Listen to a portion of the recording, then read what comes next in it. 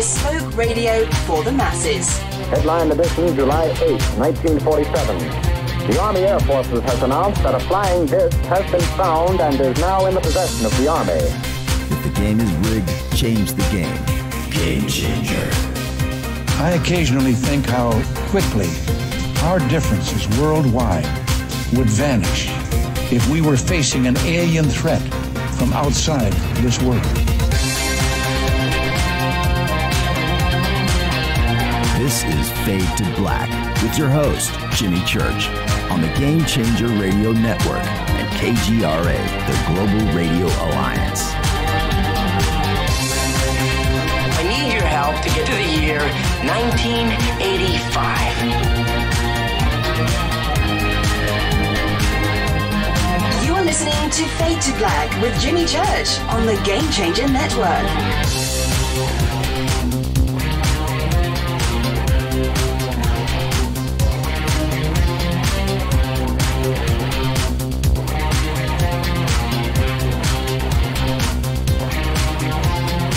Good evening. Fade to Black. Bespoke radio for the masses. Yeah, man. Today's Tuesday, September 18th, 2018. 265 days into the new year, just 100 days left. And as always, we are live from a bunker somewhere in the middle of beautiful downtown Burbank, California. And I would like to welcome everybody listening all around the world, all across the United States. Hither and thither, to and fro, back and forth, up and down, east and west, north and south, far and near. This is Fade to Black for KJCR, the Game Changer Network, and KGRA, the planet. I'm your host, Jimmy Church. What is cracking, everybody? How you doing? How you doing? Yeah. I got to tell you, last night, that conversation with Linda Moulton Howe was right up there, right?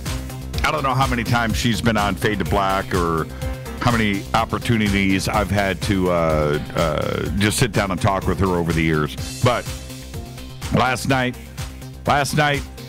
might have topped them all, right? And I go back, I think about so many years ago when we had her on for Thanksgiving.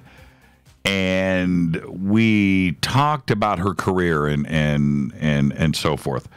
How great that was. Because, we talked a little bit about, UFOs and ET and we did a little bit of that in her documentaries and stuff. A little bit, but the show was about her and how emotional that was, for us, for you, myself, and for her. And, that was great. But last night, man, what a great conversation. So how does one top that? Well, it's easy. You have a special guest like Freeman. That's what you do. We've got Freeman here tonight. And tonight we're talking the space war news. Now, Freeman put up the links for Space War News, a part of freemantv.com. And the links are up there and in Twitter. And I'll pop them up again at some point. But Space War News. Okay, so that's what we're going to do tonight. I was going through his stories and headlines. And I'm telling you, man, Freeman is the best. And I just can't wait to get him on here and get to this conversation. So that's what we're going to do tonight. Be prepared. It's going to be great. There's a lot to discuss, and we're going to do all of it Freeman style. Tomorrow night, right here, Clifford Stone is back. It's been too long. And we are going to discuss disclosure, Clifford Stone style. Clifford sent me 8 different sets of documents today concerning disclosure, all Freedom of Information Act stuff. And he has got one of the best, greatest document collections on planet Earth. And man, whoa, he's got a house full of stuff. So I got literally 8 sets of documents today, not in 8 separate emails, long. So that's tomorrow night. Then what do we do? Wow, what a week on the show. And then Thursday night, John Rappaport's going to be here with us No More Fake Newsroom live, and we'll have open lines all night long. I cannot wait for Thursday night this week. Friday, I'm off. Saturday, I'm over hosting Coast to Coast AM, and my guest is, should I leak it? You know what? I'll leak it if you tell me to leak it in Twitter. Do we respect Coast to Coast AM's website that has not announced who the guests are? Or do I just leak it? What if George is listening right now? Oh, man. George, would I get in trouble for that? He's probably listening, and I will get... I got another email from Clifford. All right, now that's part 9. Part 9. George, shoot me an email if you're listening. Can I leak? Everybody's telling me to leak, George. I mean, do I bow to the pressure of the Fadernauts? Oh, man. All right. You know what? I'm just going to do it. I'm going to do it. My guest is Jason Louv. Don't leak it. Oh, it's too late. Don't get fired. You guys are funny. Jason Louv will be my guest over at Coast to Coast.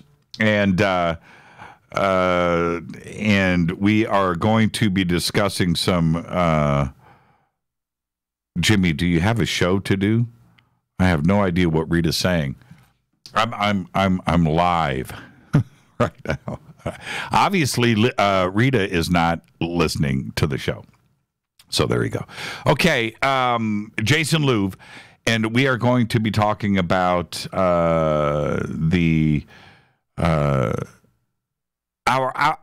us today on this planet, and how corporations control us and what we can do to get uncontrolled, our privacy issues as well, and how we can deal with that, and how corporations control us through commercials and advertising, and how it has turned into a big brother society, and what we can do to rise up, Bob Marley style.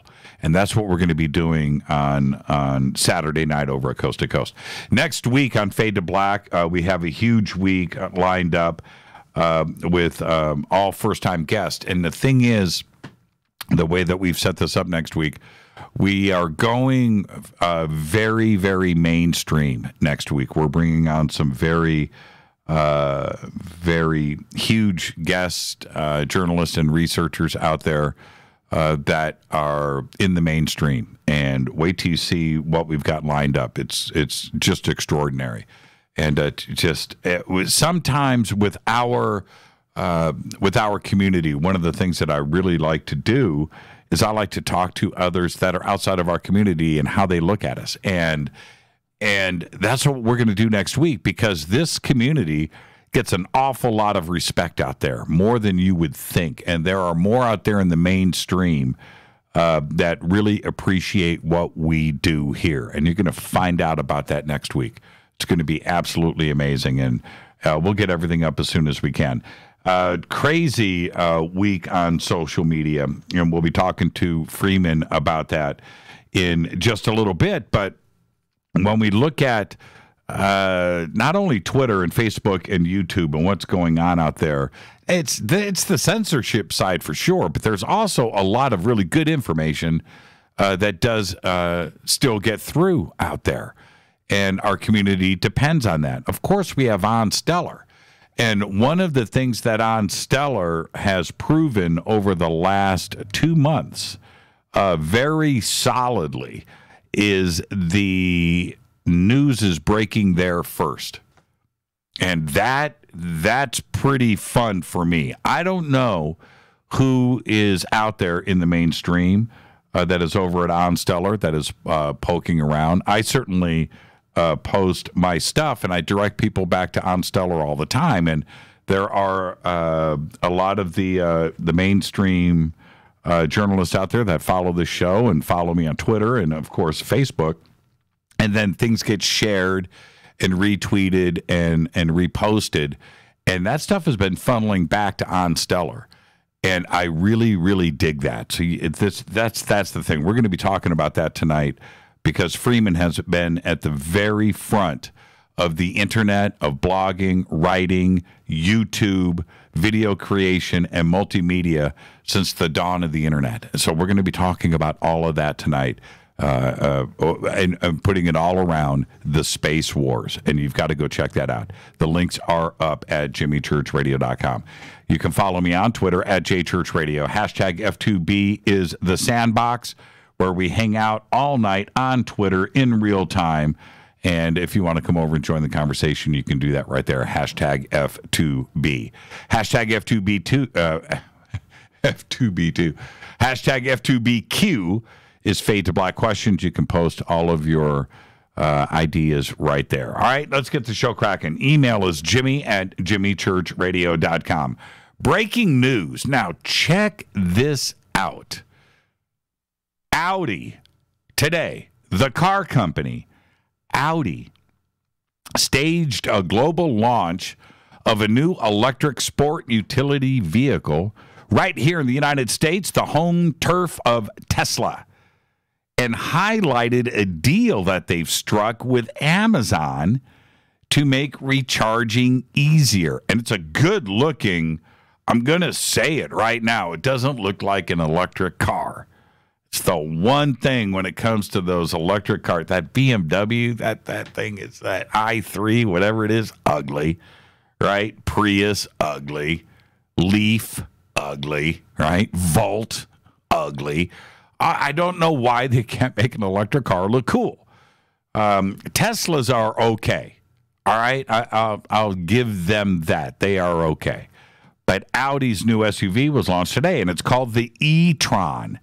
And it will be offered in the United States next year. It's a 2019 model for $75,795 before a $7,500 tax credit.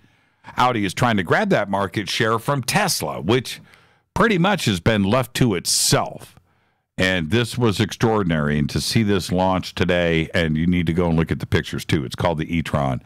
Pretty incredible. And while I'm talking about, a little musky around here right now, yesterday, SpaceX announced its first moon voyage customer. That's right. And it will be Yusaku Maezawa. Mr. Maezawa, a billionaire fashion entrepreneur, best known in the United States for his purchase in 2017 of a 1982 painting by Jean-Michel Basquiat for $110 million. Now, he's going to ride on the yet-to-be-built rocket known as the BFR, the Big Bleepin' Rocket. All right, it's called the BFR. On a trip, I'm not making that up, on a trip that would take 4 to 5 days, the rocket will not be ready for the trip until 2023 when the trip to the moon is scheduled. Yeah, nobody's flown on this thing yet. It hasn't even flown. And Musk is saying that it's still going to cost between $2 and $10 billion to develop. Now, Yusaku said that he is going to pay for 8 artists to go with him. Free ride. Makes you want to go apply, doesn't it? I mean, I wonder if Rita would let me do that. I should go.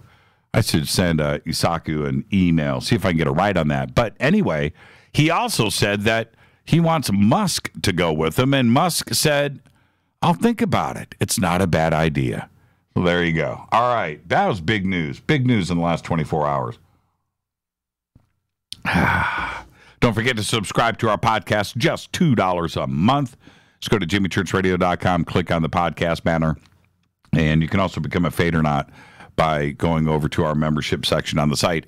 We have an announcement that came up yesterday from River Moon Coffee, and they have a new, or I should say we have a new Fade to Black blend out, and it is superfood coffee. And you can go and read about that over at River Moon Coffee. You can go to the Fade to Black page and go and check that out and get yourself some. You can get it both ground and whole bean. But yes, it's coffee with superfood. Yeah, you don't have to eat anymore, apparently. It's a good thing I'm on a diet, right? There it is. I figured out my meal plan. That's right. Fade to Black from Orbit. I would do it. Could you imagine that? We could broadcast. They have 4G on the moon now. We can get an internet connection, a mobile hotspot. Yeah, let's get this show cracking. Happy birthday to today. James Marsden is 45 years old. Yeah, you know him as Cyclops in the X-Men films, right? I think he did 3. But he's really good in the new Westworld series on HBO. Happy birthday, James Marsden. On this day in history, OTD, 1975. Newspaper heiress and wanted fugitive Patty Hearst is captured in San Francisco in an apartment where she was arrested for armed robbery. And this happened a year and a half after she was kidnapped and held for ransom by the SLA. You remember that? The Symbionese Liberation Army. I'll never forget it. Remember the photographs of her security cameras holding the, was it like an Uzi? Right? Robbing a bank? Oh, man. I remember the ransom, too. They wanted, they said the Symbionese Liberation Army, they told Hearst that he had to, wasn't it like $2 million worth of food he had to give away to the homeless? And he did, right? And then they raised it. They wanted another $4 million. That's what my memory, I was probably, 10, 11 years old at the time. But that's what I remember. He had to give away free food. Fader fact, in 2013, an earthquake-proof church was constructed in Christchurch, New Zealand, using cardboard. That's right. And that's your Fader fact. 2013, earthquake-proof cardboard. Tonight, very special guest Freeman is here, and we are going to be talking about the space wars. That's right, the space wars. Tomorrow night, Clifford Stone is here. We're going to be talking disclosure all night. And apparently I don't have a choice because I have now got 100 pages of documents that I have to review before the show tomorrow. Really looking forward to that. Clifford Stone is here. Thursday night's another Fader night with open lines all night long. John Rappaport, of course, is going to be here with his No More Fake Newsroom Live. Now, in anticipation of Freeman on the show tonight discussing the space wars, I just wanted to make you think, because let me hit this River Moon coffee, if you don't mind. There's been a lot of talk over the last couple of decades about artificial intelligence. Now, certainly the first scary version, the real version of it was the HAL 9000 computer in Kubrick's 2001: A Space Odyssey. Certainly my favorite film of all time. And yes, that is above The Godfather and Apocalypse Now and everything else, right? Even The Shining. 2001: A Space Odyssey. And we have made great strides, and the private, the military, and the gaming worlds are all really pushing the AI world forward as fast as they can. And when it comes to gaming, and you have to think about that, going back and you're playing a character and you're fighting somebody and you go to the boss monsters at the end of a level, and they just got smarter and smarter. Today it's pretty tough. The AI in the gaming world is getting really, really good, right? Well, I recently watched an amazing documentary about AI and the Chinese game Go. It was amazing. The documentary freaked me out. It's kind of scary, and it's a little sad at times because watching the reigning world Go champ get his butt kicked by a computer in South Korea, played live on TV with the media watching and commenting on every move. They had jumbotrons in downtown Seoul, and everybody's just in on this, watching it live. Every move they commented on and the strategy, and it was heartbreaking because dude got smacked around by a computer, right? And it says a lot about where we are today, but more so it's about how much further we have to go. AI is almost here, but there are some big challenges before we can call it artificial intelligence. But there's always a but. But the AI fear is not anywhere close to being a reality. Let me explain why. It's like this. The game Go, like chess, it's just a game. You can program moves. You can program past games, future moves in the tens of thousands, right? And you can implement some computer learning into the software and come up with a pretty good challenge for some of the best human players. You can do this. We know this today. And as complex as this may seem, it's actually pretty easy. And it's really easy compared to what is involved in actual AI that is human-like, right? Like us. That's artificial intelligence. Now, let's say that we finally crack the human brain / computer interface, right? DARPA has probably already done this, but officially it hasn't been done or perfected yet. But let's say that we finally crack it and we get that interface built and memories and data are safely transferred to a computer's memory and stored. Now, think about this for a second. Everything inside of your brain, all that you have forgotten and remembered is now ones and zeros. That, how can I say this? That's the easy part. Sure, it's huge amounts of data, but it's still just data.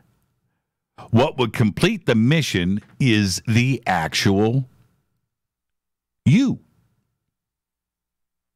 Yeah. Today, the scientific community is trying to figure this part out. And what we really don't understand is what makes us us. Our minds, our personalities, what makes us different, our soul. So the download may be done onto a hard drive, but you're not going to be there. Your memories can be accessed just like any other data, but the you won't be there to enjoy it or make decisions based on what makes you, you. I need you to think about this for a second.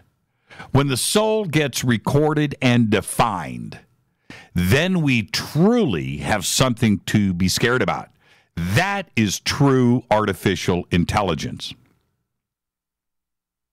I know that I've talked about many times on this show. Would I, right? Would I do it? Would I, if I could, if somebody came to me and said, hey, you want to live in a virtual world? Do you want to be downloaded onto a hard drive? I love the movie Tron. I love the idea about it. That is ARAI at a whole nother level. And would I do it? The movie's a fascinating look into what it would be for you to go and live on a chip. You don't have a body. You're actually leaving yours, right? And you're in this artificial world where your soul, the things that make you you, laughter, sadness, decisions, exist in this AI, right? But there's problems with that. Software engineers may be able to write a program that mimics someone, right? But it would be very simple to do that. But it would be very, very, very, very basic, because the true complexity and the hugeness of our soul, our consciousness, is way beyond that type of code writing. And that type of code writing would involve trillions and trillions of lines of code. And you would need something different and unique for every individual. The very details that make us who we are. The only way to make this a reality is to be able to record that code automatically, which right now is impossible because we can't even define what it is or where it is. Think about that. And I'm talking about the soul, consciousness. This is the part of the ET extraterrestrial question that should really freak us out. Because a species that is thousands or millions of years more advanced than ourselves would have figured all of this out. How to transfer everything to a machine, a cyborg, or a clone. Something almost immortal. When we finally cross this frontier and we travel to the stars, the beings that ET will meet out there won't be us. But they will meet our minds. They will meet our souls uploaded into RoboCop. And that is artificial intelligence. And we are a long, long ways away from that. When we figure out it's one thing to get data out of our brains and through a computer interface and record it onto a hard drive, memories. That's one thing.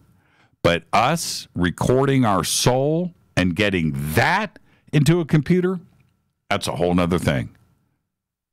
Think about that. This is Fade to Black. I'm your host, Jimmy Church.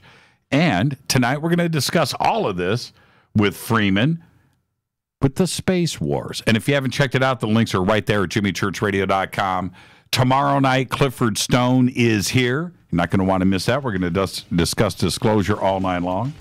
Thursday night is Fader Night with John Rappaport and his No More Fake Newsroom, followed by Open Lines all night long. Friday, I'm off. Saturday, Coast to Coast AM. I'm your host, Jimmy Church. Follow me on Twitter at JChurchRadio. Email is jimmy@jimmychurchradio.com. You can follow Freeman at Freeman TV on Twitter. I'll be right back with Freeman right after this short break. Stay with us.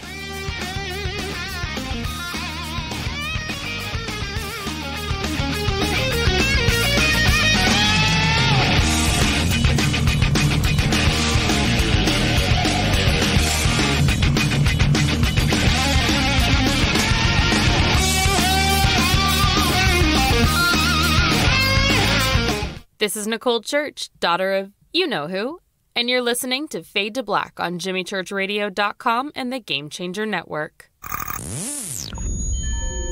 You're listening to Jimmy Church, Fade to Black. Fade to Black will now pause for alien identification. The station that talks the net. KGRA Radio. When you take the beans from Central America with dashes of Indonesian and African mixed in and then roast it to the dark side of Fade to Black, you create the ultimate brew of fringe. Introducing the Fade to Black blend from Rivermoon Coffee. Yes, Rivermoon's darkest customized roast was created for the love of Fade to Black. The alchemy of masterful roasting and smoking the beans is in every sip of this full-bodied, dark Java. I need my coffee dark, deep, with distinct bittersweet chocolate highlights, just like the bunker. Leaning further into the darkness of the roast is Fade to Black blend from Rivermoon Coffee. Just click on the banner at jimmychurchradio.com and use the promo code F2BBLEND for 15% off of your order today. Go Beckley Teppy. This is Jimmy Church of Fade to Black, and you can get our podcast for just $2 per month. All you have to do is click on the podcast banner over at jimmychurchradio.com. Times are changing. The circus of politics, healthcare's low standards and high prices, and let's not forget food quality. What to do? Arm yourself with Life Change Tea at getthetea.com. In a world of chemical imbalance and poor air and water quality, it's time you make a move. Log on to getthetea.com and stock up on organic non-GMO supplements. Don't forget the tea. Cleansing your body never felt so good. And we have a brand new tea called Takedown Tea, which helps support healthy glucose. All natural body support so you can be at your best, naturally. All you have to do is log on to getthetea.com. That's getthetea.com. We're not a fad that comes and goes. We are the real deal. Join us and armor up. Getthetea.com. That's getthetea.com. Changing America's health one tea bag at a time. 9 out of 10 geneticists agree. Fade to Black is not your father's radio show on the Game Changer Radio Network and KGRA, The Planet. Do you want to lose weight but have no idea where to begin? The Fast Start Diet, a 3-day weight loss plan, is the answer. 3 days of nutritionally balanced, calorie-restricted meals delivered right to your door. No shopping, no measuring, and no cooking. Everything is prepared for you and ready to eat at home or on the go. The Fast Start Diet has all the amazing benefits of intermittent fasting without starving. We've helped thousands of people who have struggled to reach their weight loss goals. Isn't it time we helped you? With the Fast Start Diet, you'll lose weight and feel great. Find Fast Start Diet on Amazon or go to faststartdiet.com and use promo code TALK to get 10% off your first box. And as a special bonus, Fast Start will include their #1 rated Lipo-3 appetite suppressant spray free with your order. This is Jimmy Church. And whatever your diet plans are, do what I did. Go to faststartdiet.com. Hi, this is Rob Reiner from Anvil, and you're listening to JimmyChurchRadio.com. What's up? I'm Chris. What up? This is Kyle Massey, and you're listening to Jimmy Church Radio.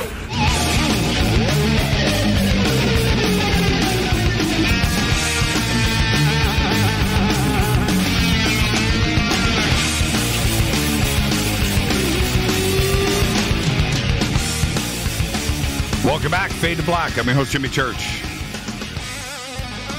Tonight, Freeman is here. Tomorrow night, Clifford Stone. Thursday night, John Rappaport, followed by Open Lines. Friday, I'm off. Saturday, I'm over at Coast to Coast AM. My guest will be Jason Liu. Tonight, it's Freeman. Freeman has been on the forefront of conspiracy theory for over 2 decades. He's an award-winning TV producer, radio talk show host, lecturer, an expert in the fields of the occult, trauma-based mind control, Illuminati symbolism, and ancient civilizations. And if you've never checked it out, you've got to see Aliens from Hell. It's banned from YouTube. You got to go to Freeman TV. Freeman has appeared on Howard Stern, HBO, the Discovery Channel, and the film Don Peyote with Dan Fogler and Anne Hathaway. And Rita and I watched that film last week, and I highly recommend it. It is truly the hero's journey, and brought to the screen once again. And we'll talk about that a little bit later tonight with Freeman. He graduated with honors in interdisciplinary studies. There's no such thing. And attended Kansas University, specializing in ancient architecture. Tonight, we're going to discuss the space wars and wherever this conversation is going to lead, the Freeman way. We're going to do all of that tonight. I'd like to welcome back to Fade to Black, Freeman. Freeman, interdisciplinary studies, is that a real thing? It really is. Yeah, it was a course that was an honors course offered in Valencia Community College. It was a 2.5-year course that covered all your required courses. So once I went to university, I didn't have to take any of that regular stuff. I was already done with it all. We had 5 professors, a few hundred students, maybe 100 students, and it was amazing. It really was an introduction to the Club of Rome social engineering campaign, and I got all kinds of learning from there. Yeah, see, that's what I would think it would be about. Okay. Oh, it was. Yeah, there you go. I mean, I just see the word discipline, and I just crack up, But I guess that's the way that my mind works. How you doing, man? It's been a while, and what's going on in your world? Doing well. Just kind of settling in, really, trying to find my base ground. I've been traveling for 25 years and I finally have settled down. And so I'm kind of trying to get used to that, to be honest. Well, and you survived the hurricane. Yeah, it missed us, but I happened to be in D.C. the last weekend, so I ended up driving through it. What were you doing in D.C.? Visiting friends and just checking things out. Checking out the architecture? Oh, yeah, I always have a good time there. I know. There's I didn't want to talk about Don Peyote so quick, but there's one scene where you and Fogler are looking at a piece of architecture. I don't know if it's a Mason temple or whatever it is, but St. John's Cathedral is what that was. Is that with the World Trade Center's bending, right? Yep. And hit by a tidal wave. Yeah, hit by a tidal wave, and I'm looking at that. I'm like, what else could that be? So anyway, we'll discuss that a little bit later. But that little snippet in the film was priceless, man. I mean, priceless. And then the cut back to Fogler's face as he's looking at it is just, but everybody needs to go check out that film if you haven't. Don Peyote. It's really great. Well, now, lots of has been going on, certainly so much over the I'm gonna say 6 months, and since you started coming on this program, which we're talking, you've been, I don't know how many times, but certainly 4 or 5 years now you've been on Fade to Black, and the things that we were talking about so many years ago, not only your views and your warnings, but mine and this audience and the community in general, it all came to pass. Everything that we were talking about, which is information on the internet or government snooping or government control or fake news or the media, all of that stuff, all of it came to pass, Freeman. When are they going to start stepping up and taking notice of the work that you've done over the years? Yeah, I've often wondered that. When is everybody going to take notice? I feel like the Rodney Dangerfield of conspiracy. No, maybe the Rick Nielsen. How about that? I'm the Rick Nielsen of conspiracy. I'll go with Rick Nielsen. Leslie Nielsen. Leslie Nielsen. Let's do that. Oh, no. We're not going that far.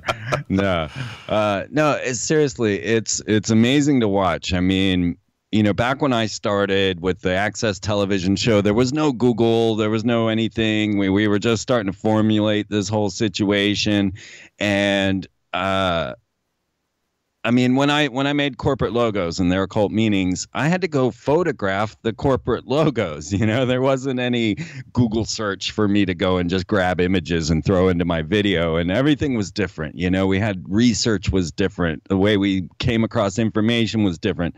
And it was hard-won knowledge. You had to go read the books, get the bibliography, go and find the other resources, go down, check your microfiche, all that kind of stuff. Right. And now everybody has an opinion. Everything's blown up. But, something like the occult meaning of corporate logos, you look at it now and it's like common knowledge. It's obvious to everybody. And, this was something that just started, and they don't really realize that this science is very young, and the people that are thinking it up are still talking about it. So yeah, I find it very intriguing how it has all exploded. The Pedagate and the Vatican, and just everything. Ancient civilizations rising to the surface, trauma-based mind control rising to the surface. Maybe even people are starting to believe in chemtrails. I'm not sure. I know, and which it's oddly enough, I don't see chemtrails in the skies like I did, as recently as last year. But I want to talk about Alex Jones for a second. Okay. You've known him and have been around him since he was just a local guy in Austin, right? Now, the First Amendment and what is going on right now, not only with him and his network, but of course Twitter and Facebook and Apple have all YouTube.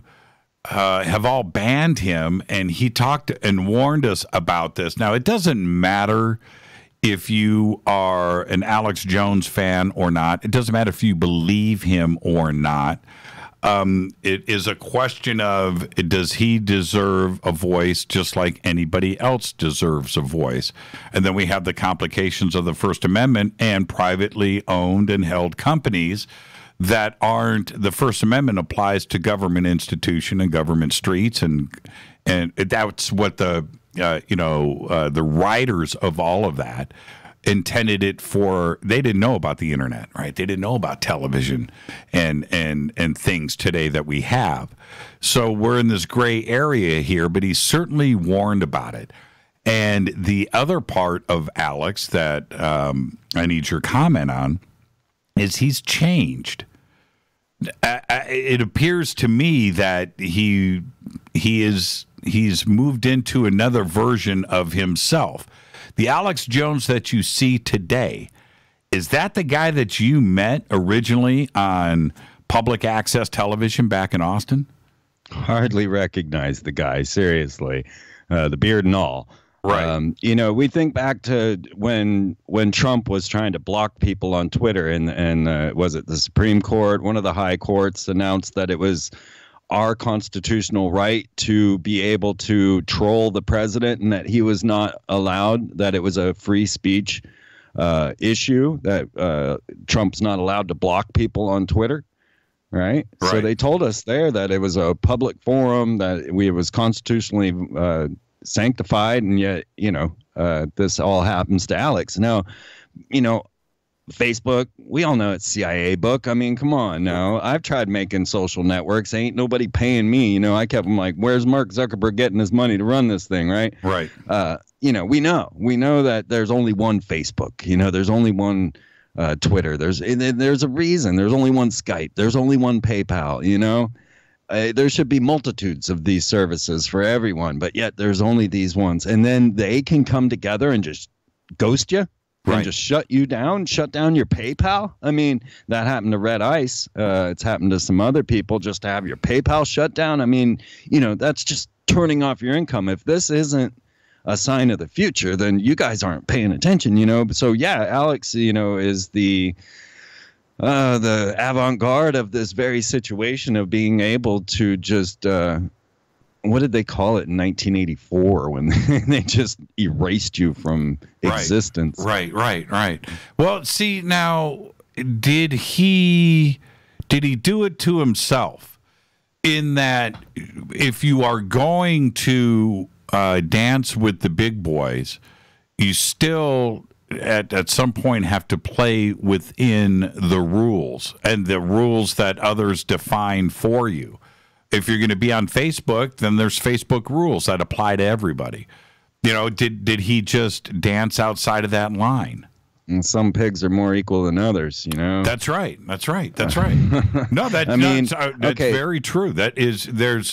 And see, the thing is, what defines a community, a community rule, and the breaking of that, and a community strike that you get from doing that, is not out there for the public to even see. You don't know what's being discussed. You're just given the strike, or you're removed. You don't have an appeals court. You can't go with an attorney and go and fight your case.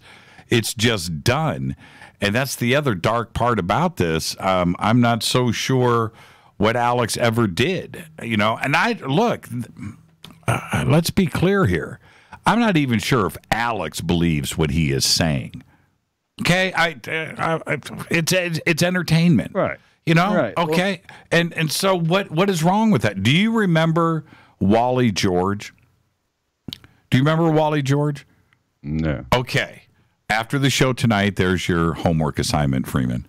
Just go on YouTube, look up Wally George, and Wally George had a community access program that ended up going national back in the 80s here in Los Angeles. It was done out of Orange County.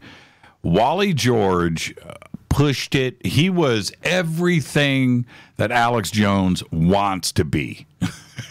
Right? I mean, way to the edge. Nobody said a thing. We laughed about it. I'm not sure if Wally believed the stuff that he was saying, but he had a devoted, rabid audience, and it was fun. And we look forward to Wally George on UHF, whatever channel he was on. And there was nothing wrong with it. And I don't see anything different with what Alex Jones is saying today. And I don't understand the shutdown. And that's where I think everybody should have a certain amount of rights. Or do you have to play within the rules? And he broke the rules, and he's paying for it. I don't know. Well, you don't even know that you broke the rules. See, I was in the same boat. So this all kind of festered up out of Jim Fetzer and the whole Sandy Hook situation. And I had Jim on my program. And so 3 years later, they come and gave me 2 community strikes on these videos on Sandy Hook and Crisis Actors, the 2 things you can't talk about anymore. And I received the strikes, but I didn't get the 3rd strike. So I didn't fall like the others. I managed to just squeak by. But what I saw was there is a mirror YouTube channel also called Freeman TV. Somebody has taken all my videos and re-uploaded them to another channel. I don't bitch about it, because I don't really care. I like that the information is out there. Right. Well, the videos that I received community strikes for and almost was taken down. I have the longest running talk show on YouTube, okay? And they almost took me down. And those videos that offended the community are still on that mirror channel from the nobody. It doesn't make sense right now. No, it happens all the time with me too. We do 2 versions of the show that get uploaded every day to YouTube. One with video. Hello, everybody. I'll wave at the live feed, and then the next day will be an audio only version of it without the video. Okay, and it just one is live, and one is uploaded the next day. One will get a strike and one will not. It's the same show. Yes. It's the same show. And I'm up against it every day. I got to go and fight it every day. I've got guys that, manage my channel, and they'll go and run the appeal and eventually get removed. But it happens every single day on this program. Every day. Every day. One of the 2 will get a strike. Yeah. Yeah, I mean, you just have no one to call, no recourse, and that's what leads to craziness like that lady that walked into YouTube with a gun. That's right. And, that's right. That's right. You never demonetized. Know. And going back to Alex Jones really quick, when I had asked you, has he changed? Certainly physically he has changed. But what about his message? Has he gotten, has he always been like he is right now? Okay, I honestly believe I had a huge influence on Alex Jones because people used to tell him all the time, I wish you were more like Freeman. And he started getting my guests. He started talking about clockwork elves, DMT, and all that stuff. I kind of have a feeling that was my fault. Because he did get a lot of that from me, and he has a pretty big ego, and people telling him this stuff, it probably upset him, and he started going off the deep end. But he wasn't ready for it. But, you do a show like this every day of the week, and it'll drive you crazy. You go through a divorce, lose your house, lose your family, lose everything. I mean, I shut down for a time, but he didn't. So I think he broke, I think he went too far. He always put his energy out there. And when he quit smoking, he was crying on the air all the time. He never backed off at all. But his message, honestly, I haven't followed him enough to really know. I find him as infotainment on a lot of levels. And I always felt that he was the improper solution to our problem. So I've always said that from day one, that this is not the reaction, the anger, this type of reaction to the bullet points is just not the right way to go about this. Education, once we start to understand things, there's many layers to get through before you can be offended yet, because you don't even know who you're offended with yet. Well, exactly. And his message, my message, your message, and others about fake news and the way that the media controls all of us, and we really have to run everything through a filter, constantly trying to get to the real nuggets of truth. That's always been his message, and yours and mine. And sure enough, and talking about the deep state and who's running the world and the Illuminati and secret societies, now it's all come to pass. We've got President Trump in office bringing up things like the deep state and draining the swamp, and his association not only to Alex Jones, but other conspiracy type ideas. We've got a conspiracy believing president now, and I'm almost not comfortable with it, where you got to be careful what you wish for. But he was correct. Trump was right. He was right about the fake news. He was right about a lot of the media out there. He's right about the deep state and what is controlling us, and the people that are out there pushing not only him around but others in Washington.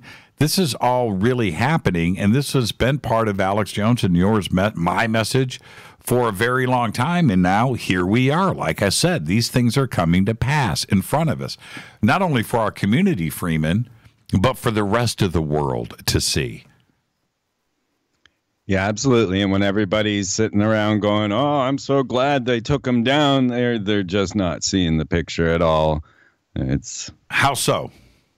Well, in the same way, when I was trying to explain the Anna Nicole story and the satanic ritual abuse involved, people would be like, "Oh, I'm glad the bitch is dead." I mean, I'm sorry, but that's what they would say. Mm-hmm. And it's like, you're missing the whole puzzle here. It's not about Alex Jones. It's not about Anna Nicole. It's about this situation. I mean, to have all these corporations that seem to be disparate, iTunes, Twitter, Facebook, all of that, to come together and ban a single person. I mean, that's a huge red flag.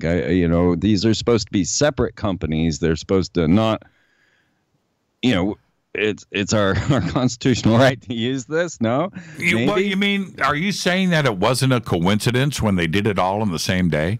Yeah, that's what I'm saying. I mean, I just thought it was the luck of the draw. There's no way that conspiracy. Yeah, there's no way that they were talking to each other, right?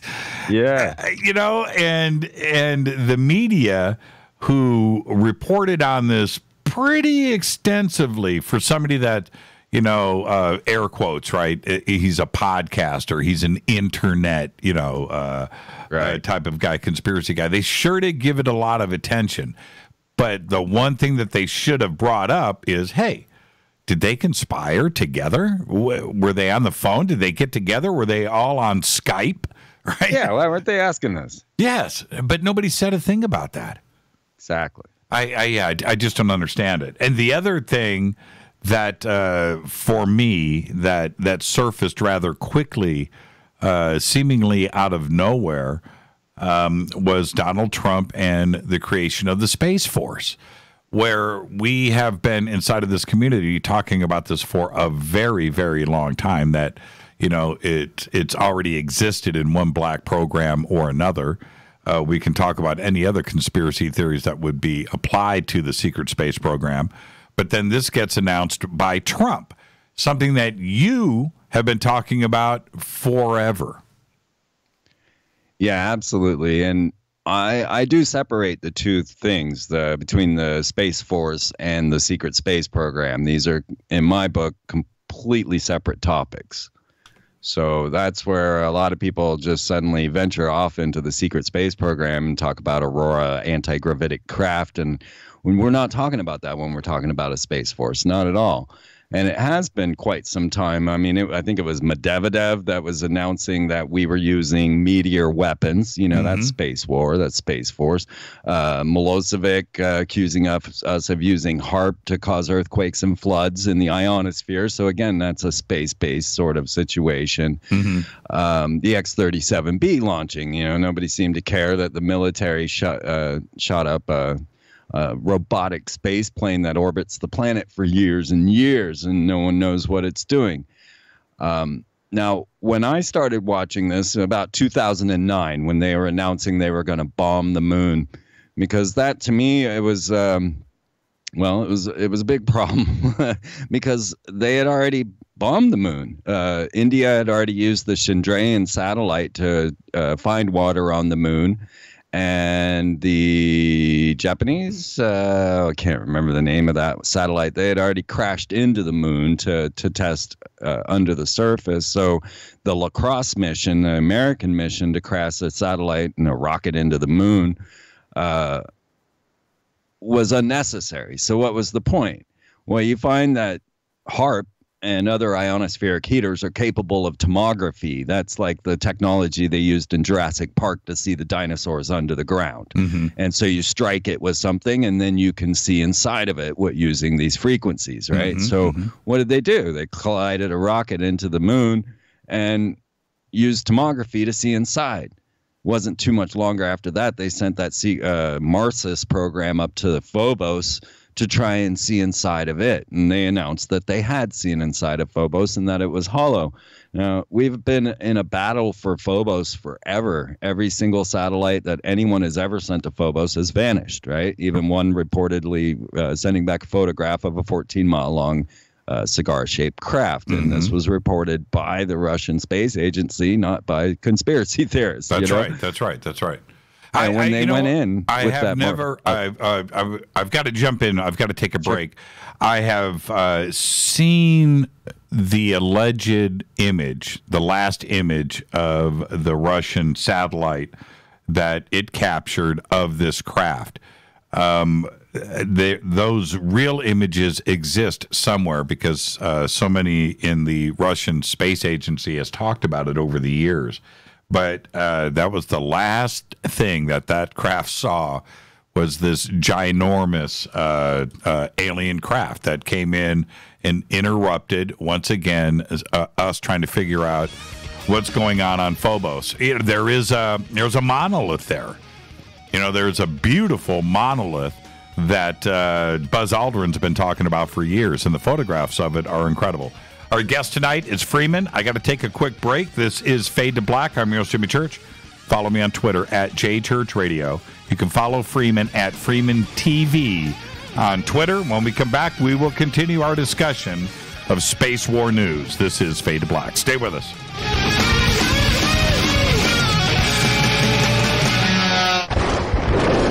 This is Fade to Black with Jimmy Church on the Game Changer Radio Network and KGRA, the Global Radio Alliance.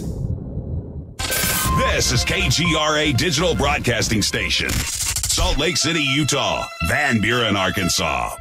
Folks, this is very important information. What's to be said about CBD? AncientLifeOil.com. Our CBD is made from hemp and has 0.003 THC, which means this wonderful product won't get you high, no matter what amount you take. What does CBD do for the body? My hands are tied. But you can Google CBD benefits and be astounded. When you're finished reading, you'll want to log on to AncientLifeOil.com. That's AncientLifeOil.com and purchase. Life is good when you feel good. People are tired of pain. People are asking for non-GMO organic products to help them with you fill in the blank. Legal in 49 states, and again, our CBD is made from hemp. Ancient Life Oil is about helping people one by one by one. If you wonder how good the product is, the CEO takes it every day without miss. AncientLifeOil.com. That's AncientLifeOil.com. Have a great day. Hello, I'm Katie, and you're listening to my main man, Jimmy Church, on JimmyChurchRadio.com. Hi, this is Ray Hobbs here, repping the planet, and you're listening to my good friend, Jimmy Church, Fade to Black, on the Game Changer Network and the KGRA Digital Broadcast Station. This is Toby Kebbell. You're listening to JimmyChurchRadio.com. Don't hurt me, Jimmy. I'm only little. Hey, I'm Adrian Grenier. And this is Ari Gold. We're the Honey Brothers. Yes. We are of the Honey Brothers. Hey, I'm Adrian Grenier. And I'm Ari Gold. We're the Honey Brothers. And you're listening to Jimmy Church. The Revolution. Reclaim your active lifestyle with Angioprim. Angioprim is the original liquid oral chelation supplement. Chelation helps remove toxins, heavy metals, and cholesterol in your veins and arteries that can cause blockages. Scientific research proves the active ingredient in Angioprim has superior oral chelation action that helps promote cardiovascular health. Find out more. Go to angioprim.com. Talk to a trained consultant by calling Angioprim toll-free 877-882-7221. This is Jimmy Church of Fade to Black, and you can become an official Fadernaut by just going to our membership section at jimmychurchradio.com. Hey, it's Grace. Can we talk about something serious for a minute? Your age. Getting old has its perks. But remember, being a few years younger, you know, your hair was thicker, you didn't have so many wrinkles, that extra weight wasn't haunting you, and you just felt better. Well, we can't turn back the clocks and go back 10 or 15 years, but you can start feeling and looking 10 or 15 years younger with Nature's Youth RSF. It's a doctor-formulated daily supplement that helps your body maintain its peak performance and fight the aging process. Imagine sleeping better, looking better, and feeling better. See how Nature's Youth RSF has helped thousands of people just like you at nature'syouth.com. nature'syouth.com. Imagine how it will feel when your family and friends are asking you what you did to look so good. Your secret will be Nature's Youth RSF. It's time to start looking better and feeling better. Learn more and order your Nature's Youth RSF at nature'syouth.com. That's nature'syouth.com. That's nature'syouth.com. This is Jimmy Church of Fade to Black, and I only use night vision goggles from Bearing Optics. You can see your very own green chrome balls today by clicking on their banner at jimmychurchradio.com. This is Micah Hanks of the Gralien Report, and you're listening to Jimmy Church on Fade to Black, across the globe on the Game Changer Radio Network and the one and only KGRA Radio, The Planet.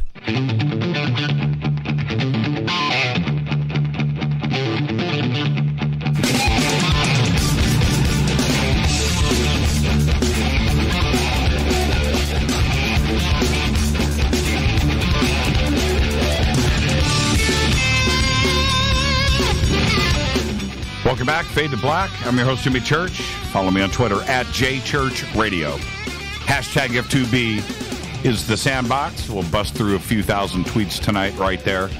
You can follow Freeman at Freeman TV on Twitter. He's a big social media guy. He's been doing it since the beginning. Freeman, I want to go back to a comment you made about the X-37B, and which is, I had said that if you want an example of a secret space program, this is a couple of years before the Space Force was announced, but is the X-37B. You know, like you said, it's going up there for 2 years at a time. There's that part of it, but it's the logistics behind the X-37B, the engineers, the scientists, the pilots that are, flying it, and, of course, the research that is tied into it. It's all military. And it's a secret space program. This is something that the public knows nothing about, and it's got to be huge. There must be thousands of people involved in the X-37B, and if that is going on, there's no telling about the real secret stuff. That's what they're letting us know about. So isn't that by definition a secret space program? Yeah, except for they can't hide the launches, so I broadcast them all live on my website all the time. Yeah, I saw you that. know? I saw that. Yeah, and you're right about that. What do you think they're doing with the X-37B? Oh, it's a good question. There's a lot of satellite warfare going on. It was China that launched a rocket up to take out one of their own satellites, and this kind of triggered a spark in everybody's behinds that we need something up there to be able to control satellites, take on this situation and dominate in the space. And so I think it's more of that type of scenario with the X-37B, because it's a robot. There's no one in it, just like a Robonaut up on the International Space Station. It's a telepresence robot. Yeah, yeah. And the Space Force, the announcement of that, the first thing that anybody is going to naturally gravitate towards is some type of ET connection. I mean, what is it that we need a Space Force for unless we need to defend planet Earth from something? Now, that's where everybody's going to go first. They're not going to think about shooting other satellites out of the sky. Or China's military space station. Right. Or Russia or whatever. Yeah, absolutely. But what do you think the Space Force is intended for? Well, it's been an interesting cycle, as Obama had brought out the Constellation program, and we were going to go back to the moon, if everybody remembers that. Right. Constellation was supposed to take us back to the moon. Suddenly, this was canceled, and the Ares program started. And Ares, of course, is the god of war. And they started launching up the Ares 1X and starting to get ready there. Then I saw as the NASA astronauts began testing inside of the SpaceX capsules, the Dragons and such. And so at that moment, I knew that we were about to shut down the public access of space and open up the military access of space and switch everything around. So its purpose to me is, who controls the moon controls the Earth. And this is the situation that we're in. There was a lot of talk back with Medvedev and Obama when they were putting up the missile defensive shield. And when you're looking at a situation where we're talking about mutual destruction and therefore no destruction, since one can blow up the other and the other blow back. But if you have a missile defensive shield, then suddenly you're outside of that. And there was actually a moment when they were testing HARP as the missile defensive shield, and a Russian rocket exploded in the atmosphere. I watched it go from one side of the horizon to the other. It looked like the Empire State Building burning in the atmosphere, just going from one side to the other. Strangely, I was on my way to go to visit a $2 million home inside of a missile silo on that day. Everybody on the highway pulled over to watch this fire in the sky. But it's situations like that as we start to dominate on the moon. We start to set up the situation where we can control the planet from space. Elon Musk is about to launch this whole new internet satellite array. And when you watch how many SpaceX are going up there and how many satellites and CubeSats and all the things that are going up there, you start to realize that that's where the domination comes in. I mean, they got just launched satellites that are capable of tracking every animal on the planet, things of this nature. That's what I see the Space Force as. Now, there's one, well, there's many, but there's one basic thing today that gets lost in all of this smoke. One thing, that no astronaut has left Earth's orbit since the last Apollo mission. And now nobody's been back to the moon. And what I find, Russia hasn't tried it. China hasn't tried it. Nobody has made any attempt to do what we clearly were on a path for in the 60s, which we got to the moon apparently fairly easily and fairly quickly, and then everything just stopped. No other country, not only the United States, but nobody from Earth has been back to the moon. Why? Right. Yeah, it's a huge question, isn't it? That's the one that we need answered. We're either living in a dome on a flat plane, or the Van Allen belt is not passable, and everybody's been lying all along. But at the same time, I can't sit here and watch all these rockets launch and not think something's up. I don't think they're just dumping them into the ocean just to put on a big show. But at the same time, the space station, it's only 180 miles up. We're not talking the moon. Right. So yeah, I mean, it's obvious that what we saw with the moon, obviously it wasn't the truth. And why we haven't gone back, and why so much interest in what's inside and what's going on in Phobos and what's going on Mars. This is all just really increased. And, now we got to battle with the flat earthers and try to prove that space still exists and that this is a topic still worth talking about. Were we warned not to go back to the moon? And let me just ask you that question first. Did we see something there? Did we make contact? How do I know? I don't know these things. I mean, I've seen the flag that Buzz Aldrin set up Tranquility Freemasonic Lodge on the moon at the Temple of the 33rd. And again, I sit there and I wonder, would they just do this for show? Why bother displaying the Supreme Council flag that went to the moon if it didn't happen? Or, why keep up this? Because nobody knew the Supreme Council flag was on the moon. That's not like common knowledge. So why put up the pretense? Why have it at the Supreme Council in D.C. and show it off all the time? So, I don't have answers to these questions. These questions are the ones that we want to keep seeking. Well, when NASA made the blunder during a press conference a couple of years ago, one of the engineers said, "Well, once we figure out how to get through the Van Allen belt, we'll." And I was like, "Wait a minute! Did he just say that?" Right, and that was just a couple of years ago, and they tried to backpedal on that, but clearly, if we take the Apollo missions at face value, and I leave it up to the audience to figure out if we went to the moon or not, or if it was a hoax or whatever, that's for them to try to figure out. All I do is present the ideas, but if we take the Apollo missions at face value, certainly with that technology that we had back in the 60s, we figured out how to survive going to the moon and back. And that includes the radiation from the Van Allen belt and the heat of the sun and air conditioning in spacesuits and living in the shade or the sun on the moon. These are all drastic temperature and open radiation and no micrometeorites, right? All of that we seem to have licked, and we figured that out. But then we just suddenly stopped, and no other country, that's the point that needs to be made.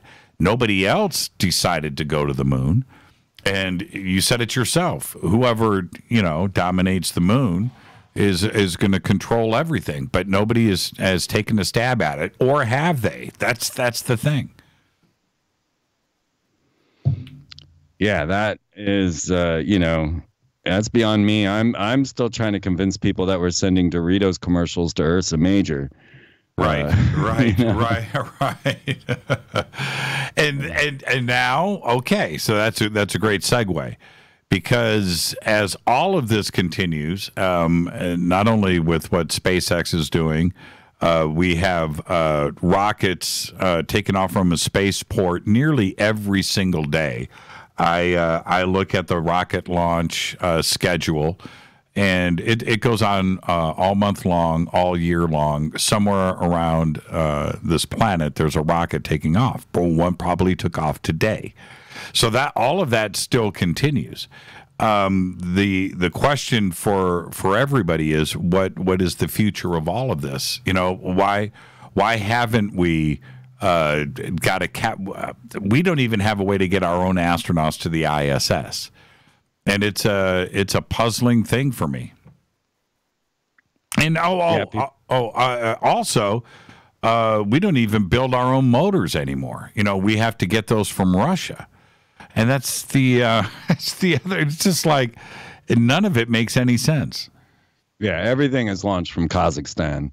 And, because of Borat, people think it's a bunch of goat herders, but Kazakhstan hosts some of the most sophisticated cities on the planet, like Astana.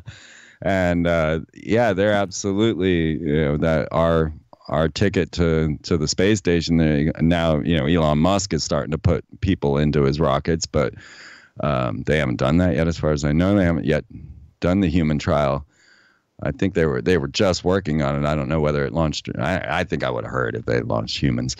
Well, you have another headline here that I wanted to address, and that is the Space Force takes down the space fence. Asteroid defense weakened on September 1st.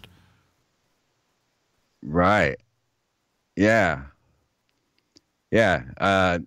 Meteor weapons has been something that I've been tracking for some time, and the idea of shutting down the near-Earth orbital detection system is kind of a strange thing. But the idea of meteor weapons has been a long time study. I think even Richard Hoagland talked about it when they turned on HARP, and that meteor went straight over HARP and caused an earthquake and a sonic boom in Anchorage, Alaska. Everybody thought it was the end of the world. It was all over the news.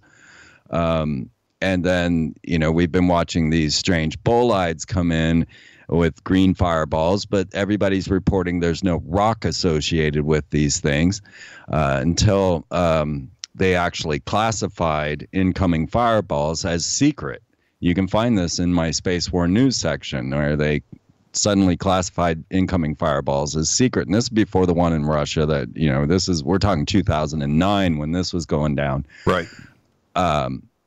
So that's something that I watch a lot, is this concept, because at one point when everybody was really starting to question, all the scientists, the astronomers were like, well, you know what, we're not seeing bolides, we're not seeing rocks in these fireballs. And it just so happened this coincided with a mysterious explosion in space right after the launch of the X-37B, which was filmed by a amateur astronomer. And then these fireballs started coming in, and then suddenly somebody at the University of Pennsylvania that was in charge of all this, I wish I had this documented, found one in his backyard and settled the problem there. Okay, look, there are bolides. All of a sudden the guy who was put in charge of it falls in his yard, right? This kind of stuff is crazy. But there's so many levels and layers to this, because you start getting to space, you're into dark matter, you're into antimatter, you're into just whole new levels of things. And right now, of course, I always flash back to 5/5/2000. This was my first end of the world scenario, when all the planets were going to align, or did align, on the other side of the sun, and we were on this side all alone. And this gets into the concept of cyclical catastrophes, and that's something that people really need to be thinking about more and more, is, what could cause a crustal shift? What could cause a global catastrophe like the flood reported in the Bible, and even the fall of Atlantis, things of these, the cyclical catastrophes. Yes. The sun, is where this situation falls in. So I happen to find myself on 5/5/2000 sitting in a library accessing the internet, because that was the only place you can get internet in those days, outside of your home, and watching as the planets align on the other side of this the sun. Now we can do that now. We can sit here and watch the Soho satellite. And so I started gathering. There was some freaky. I have one right now in my Twitter feed that I also fed into your Twitter feed, of this pulse coming out of the sun with these rings coming out of it. I grabbed this off of Soho myself in December of 1999. And this was the beginning of solar cycle 23, which was the biggest solar cycle we've ever experienced. Just like this is the most solar minimum we've ever experienced in the solar cycle of 24. And now we're about to go into 25. It's every 11 years we deal with this. So I really think this plays a large role in that. But what was this big beam coming out of the sun? I had another, which I could share. It's in the Space War News section if anyone wants to see it, where you actually see a solar flare being dissipated by some object standing in the way of it. This, I've had the Soho satellite on my website since I've had a website. 13 years. You can follow this amazing technology to see this stuff. So I think that plays a large role into all of this. Now, I've looked at a lot of Soho images, and I saw this one when you posted this today. I've always been confused as to exactly what I am looking at. Right. Now, so going back to this image, which is from 1999, if I'm reading this correct, right? It's from 1999. What is it that we are looking at? Is the sun at the center? Yes. So there is a thing that blocks the sun in the imagery. And what the SOHO is a bunch of cups that gather light. And then there's a central point that blocks out the sun itself so that you can just see its rays. But then you can use different filters. They have like the C3, the C2. You can go to the SOHO and go through the different filters and see different solar flares and sunspots and things of that nature and all the different frequencies of light. But what you're seeing there in the blue one, I believe that is C3. They block out the sun, and you can just see what's out and around it. And so that big pulse just shooting out of the sun with the rings coming out of it, what is that? Yeah, I know. It's some sort of portal, Stargate, some very bizarre thing. Yeah, you say in your tweet, I'm still dying to hear opinions about this photo of the sun from SOHO. And if the sun is in the middle, right here, which apparently it is, and these are the rays coming out, what is this ginormous plasma beam? Now, if that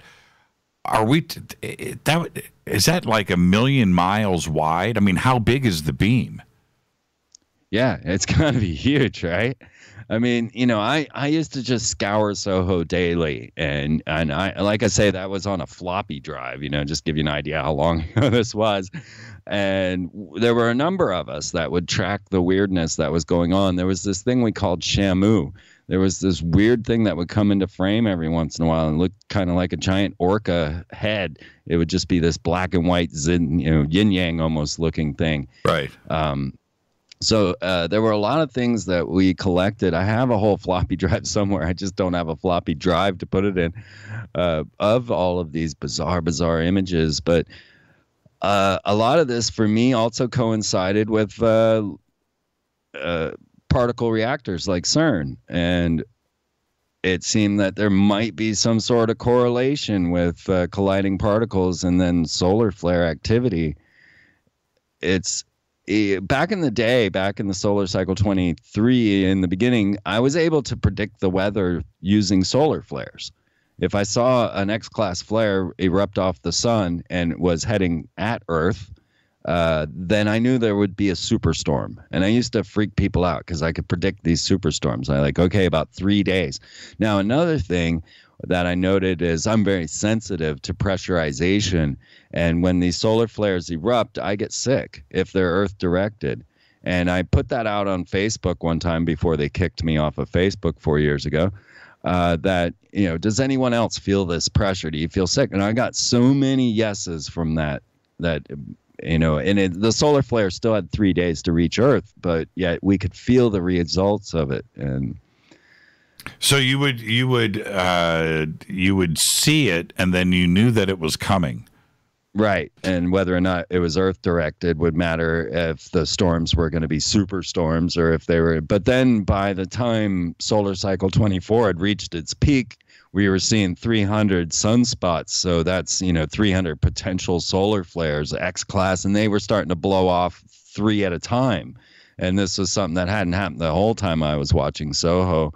And so it became impossible to predict anything because there was so much going on.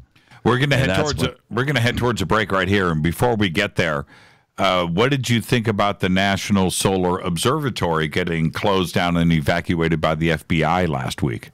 Yeah, how freaky, right? That's a tough question. I immediately went to cyber terrorism for some reason in my mind.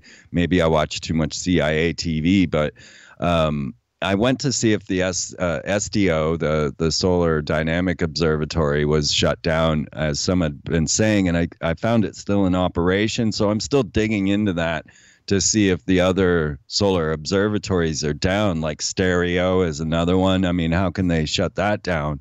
It's 2 satellites orbiting the sun. So I'm still digging into that right now because it's a bizarre story, but it fits because I have a lot of imagery of what appear to be like giant craft around the sun. Now, we had Linda Moulton Howe on the show last night and discussing this. And a couple of things, I interviewed somebody that his name's Ransom Godwin. He went up to the National Solar Observatory and went onto the grounds and shot a video, ghost town. And oddly enough, in one of the trash cans there, I don't know if you saw the video that I posted. You can see it on my YouTube channel. In the trash can, the place is totally sanitized, right? Totally cleaned. And the top of the trash is an X-Files DVD. Huh. Right? Clear, it just there to be found, there to be seen. And very interesting. Now, but what Linda said that was that all of the, and I tend to agree with her, I can't really discount what she was saying, but that nobody saw anything solar related with the sun that was tied in with the closing of the observatory. That may be, but were you looking at Soho and its images last week before they closed it? They closed it on September 6th.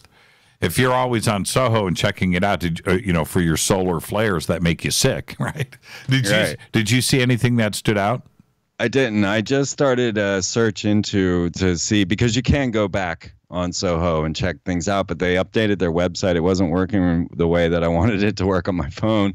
So no, I haven't gone back, but anyone can. If you go to Soho, the satellite, I have it on every page of my website. So, there's no problem finding it. But I didn't. I missed it because I was out of town, and so I have to backtrack, and I certainly intend to go back and see. But of course, anything could have been scrubbed, and it's good to be on top of it right at the time. Yeah, years ago, I'm going to go back 4 years. I don't remember the specific dates, but somebody had sent me a bunch of images of Soho, which to my eyes, and also to the who sent it to me, looks like an Anunnaki bird with feathers craft, right, with sparks coming off of the back end of it. It's got to be huge because you can see the side of the sun there, but it looks like some kind of craft flying, outside of the sun, maybe even coming from the sun. I'm not sure, or flying around the sun, going somewhere. But clearly, it's an anomaly that's there. It doesn't look like a pixelization or an artificial image of some kind. That it looks real to me. Have you seen the same kind of stuff? You mentioned craft. Yeah, the first time when I was watching 552,000, that's when it clued me into what I was seeing, because planets on the Soho satellite look like winged discs. And so when I started watching the Soho on 552,000, I saw what looked like little winged discs, and their arms were going in and out, in and out, in and out, and they were circling around. But when I realized that those all went behind the planet or the sun, I realized that those were actually what planets look like inside of the Soho. So there are some weird things that, have weird reflections. So it's hard to say, but there's also things that definitely are inexplicable, and I've got a few of those. Wait a minute. So you're saying that a planet like Mercury will generate artificial wings? Yep. Because it's a reflection off of the sun. I think it's the way the cups take in the light in the satellite. Now, what about the sparks? Did you see the flying disc, the winged disc with the sparks coming off of it? Have you seen that image floating around? No. Okay. Oh, very interesting. I didn't know. See, that's why you're on this show, man. I learned something from you every second. I had no idea. And unfortunately, Freeman, you can consider that stolen. I'm going to use that and sound smart in the future. So when Mercury's going around the sun, Soho picks it up and gives it artificial wings because of the reflection. Yes. Okay. All right. Duly noted. This is Fade to Black. Our guest tonight, Freeman. We're talking about Space War News, a section on freemantv.com. We'll be right back. Stay with us.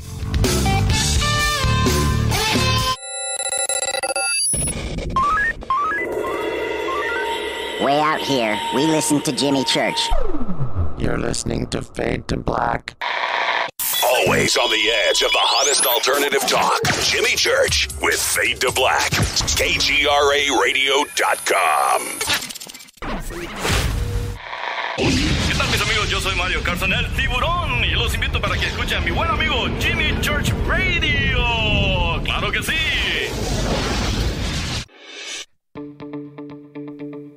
Hurricanes, earthquakes, wildfires. This year we've experienced more than our fair share. This is Jimmy Church of Fade to Black, and last month I decided to make sure my family does not have to worry about food should we get caught in a real emergency situation. Introducing Numana, a healthy, storable product that tastes so good that you'll want to eat it every day instead of just during those times of duress. All Numana products have a 25-year shelf life, are MSG and GMO-free, no preservatives, and are made in America. With the Numana pack in your home, you'll be able to sleep at night knowing that you've protected your family. Not only have I tasted and tested, I own it. Now you can too. Just click on the Numana banner on JimmyChurchRadio.com and use the promo code Jimmy when you order. In addition to a discount, we'll send you an autographed Fade to Black t-shirt. Seriously, go Beckley Teppy. Do you want to be an official Fadernaut? Of course you do. This is Jimmy Church of Fade to Black. Just go to our membership section at JimmyChurchRadio.com. So, you love talk radio? Then you'll love TalkStreamLive.com. TalkStream Live is always on, 24/7, with the best streaming talk shows. Find your favorite talkers and discover some new ones. It's free, readily available online or on mobile with any smartphone or tablet. Finding your favorite talk shows all in one place has gotten a whole lot easier. Just go to TalkStreamLive.com. Be sure to download the free apps from Google Play or the iTunes App Store. You listen to us, and we listen to you. And so does the CIA. KGRARadio.com. If you have hard water, the lime scale not only leaves white spots, it clogs pipes and breaks down appliances, costing you hundreds of dollars in energy and wear. Eliminate lime scale and other water issues like brown staining and bad odors with HydroCare water products, available from Wave Home Solutions. Wave's affordable water systems don't use salts or chemicals. You'll love the way your water tastes, smells, and looks. Satisfaction guaranteed. For more information, go to bestwater123.com. That's bestwater123.com. Are you intrigued by paranormal talk radio? You'll love the new paranormal radio app from TalkStream Live.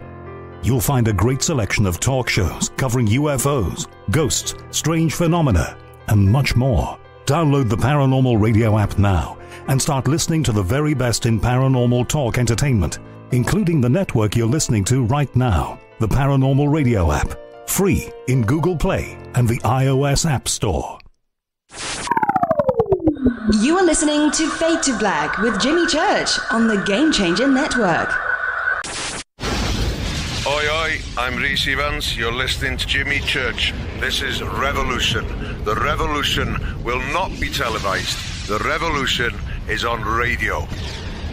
Ciao.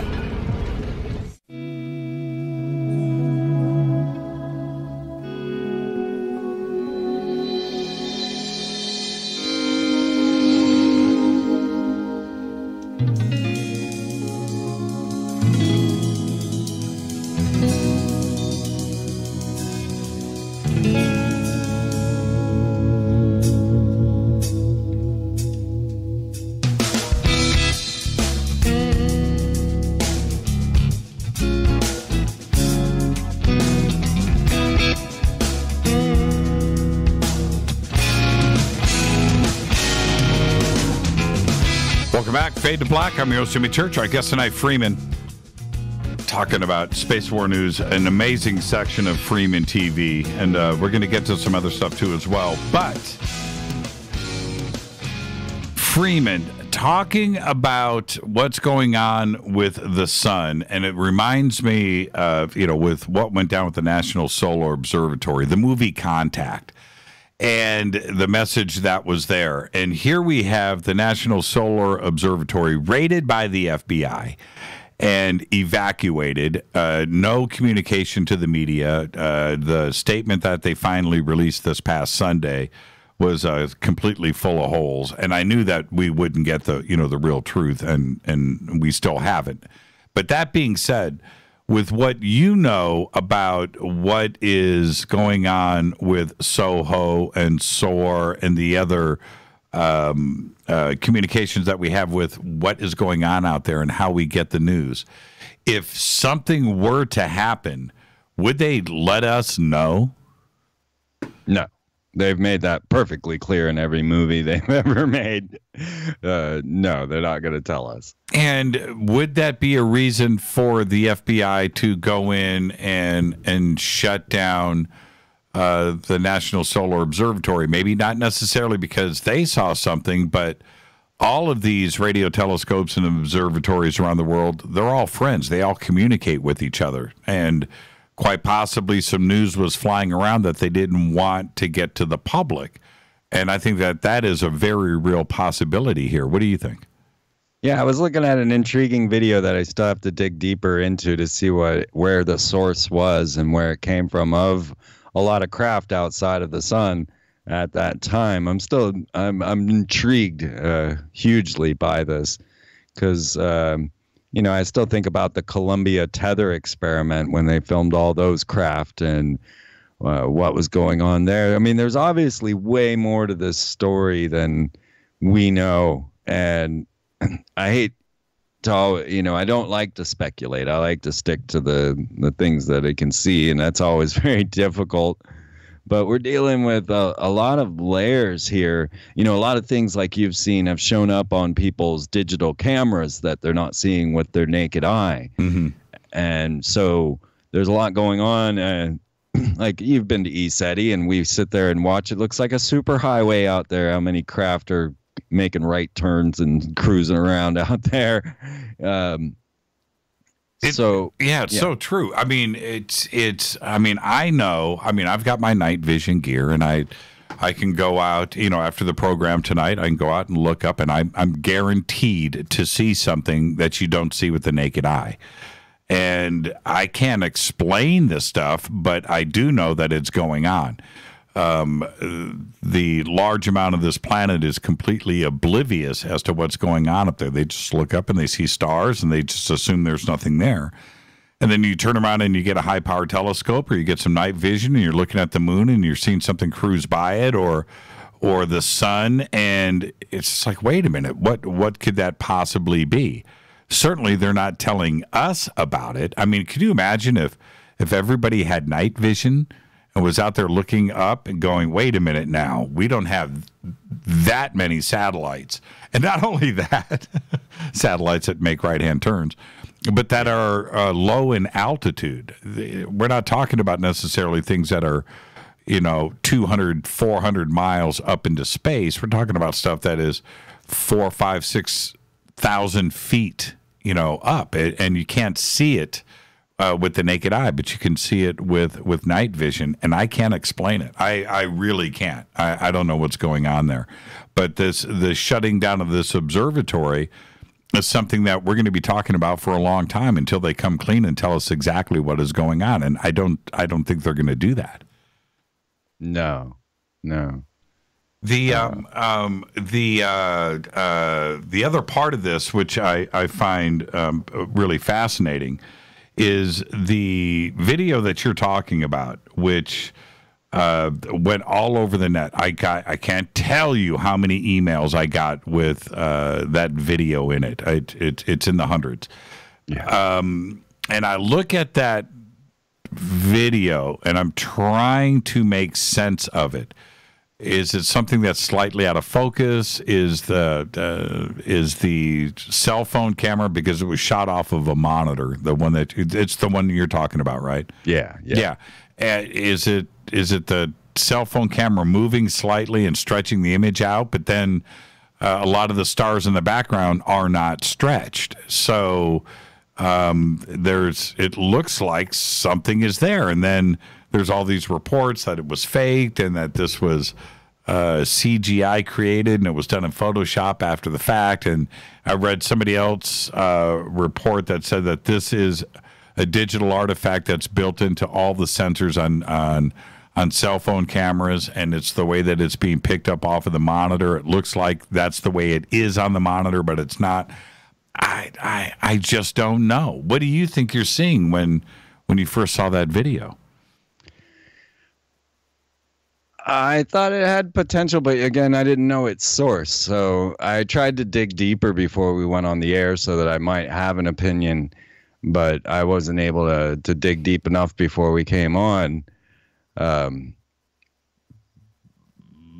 yeah, I mean, you know, CERN in connection with the Vatican launched up on the International Space Station the Alpha Magnetic Spectrometer.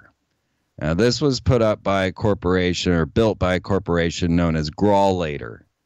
And Grawlater, their corporate logo is a reptilian claw.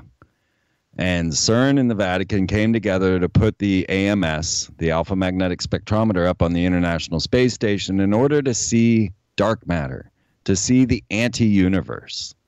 And so they've been collecting that data, but the fact that it has a reptilian claw as a corporate logo on the side of the damn thing, and the connection of Vatican and CERN just blew my mind. How do you spell it? How do you spell it?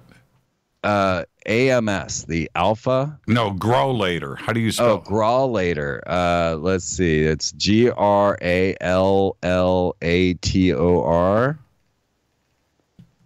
Okay. I got it right here. Okay. And keep going, keep going. Oh, yeah. Wow. And they built the antimatter annihilation detector that then was put up by CERN to see the anti-universe. That would be a reptilian logo. It's crazy, right?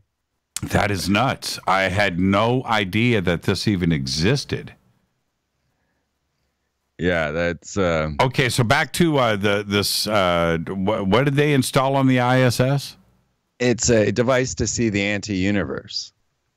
So now, if we're talking about multidimensional craft or beings, you know, this would be the thing that could see them. Unbelievable. Put up by the Vatican. Yeah, in association with CERN. Now wait a minute here. This can't be all connected. Yeah, well, that's why I collect all the stories in the Space War News so that everybody can go back and look. Now, when we discuss this kind of thing with CERN, and it sounds like it's getting way out onto the fringe, but that's exactly what CERN is doing. And I'm not even sure, Freeman, that they are in control of the experiments. And the experiments that they are doing there, well, they're experiments, so they're testing. They're trying to discover new things. But when you're dealing with antimatter and trying to create an artificial black hole, or whatever these things are, you know, trying to reach the speed of light, are areas that we really don't know what the repercussions are. And I've often thought about and postulated here on this show that they could open up portals to another dimension and allow things here that we don't want. And I'm not really going too far here in this type of thought. And, no. In that's CERN possibly could be. I'm really suggesting crazy things here, but these are not out of the realms of possibility. Yeah, let me throw one at you, because one that I think was really intriguing in social engineering was the Cloud of Care. And the Cloud of Care was a rocket launched up out of the Wallops Flight Facility, which is also known as Mars. And you could watch the launch live on my website. They launched up an aluminum oxide cloud into the upper atmosphere out of this rocket, which created a spiral and a big blue beam, right? This was before the Norway spiral.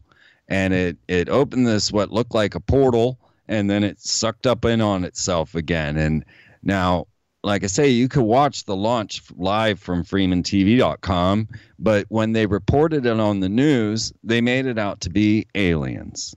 And I also have that news report there for you to see, that they're saying all of our experts have no idea what this was.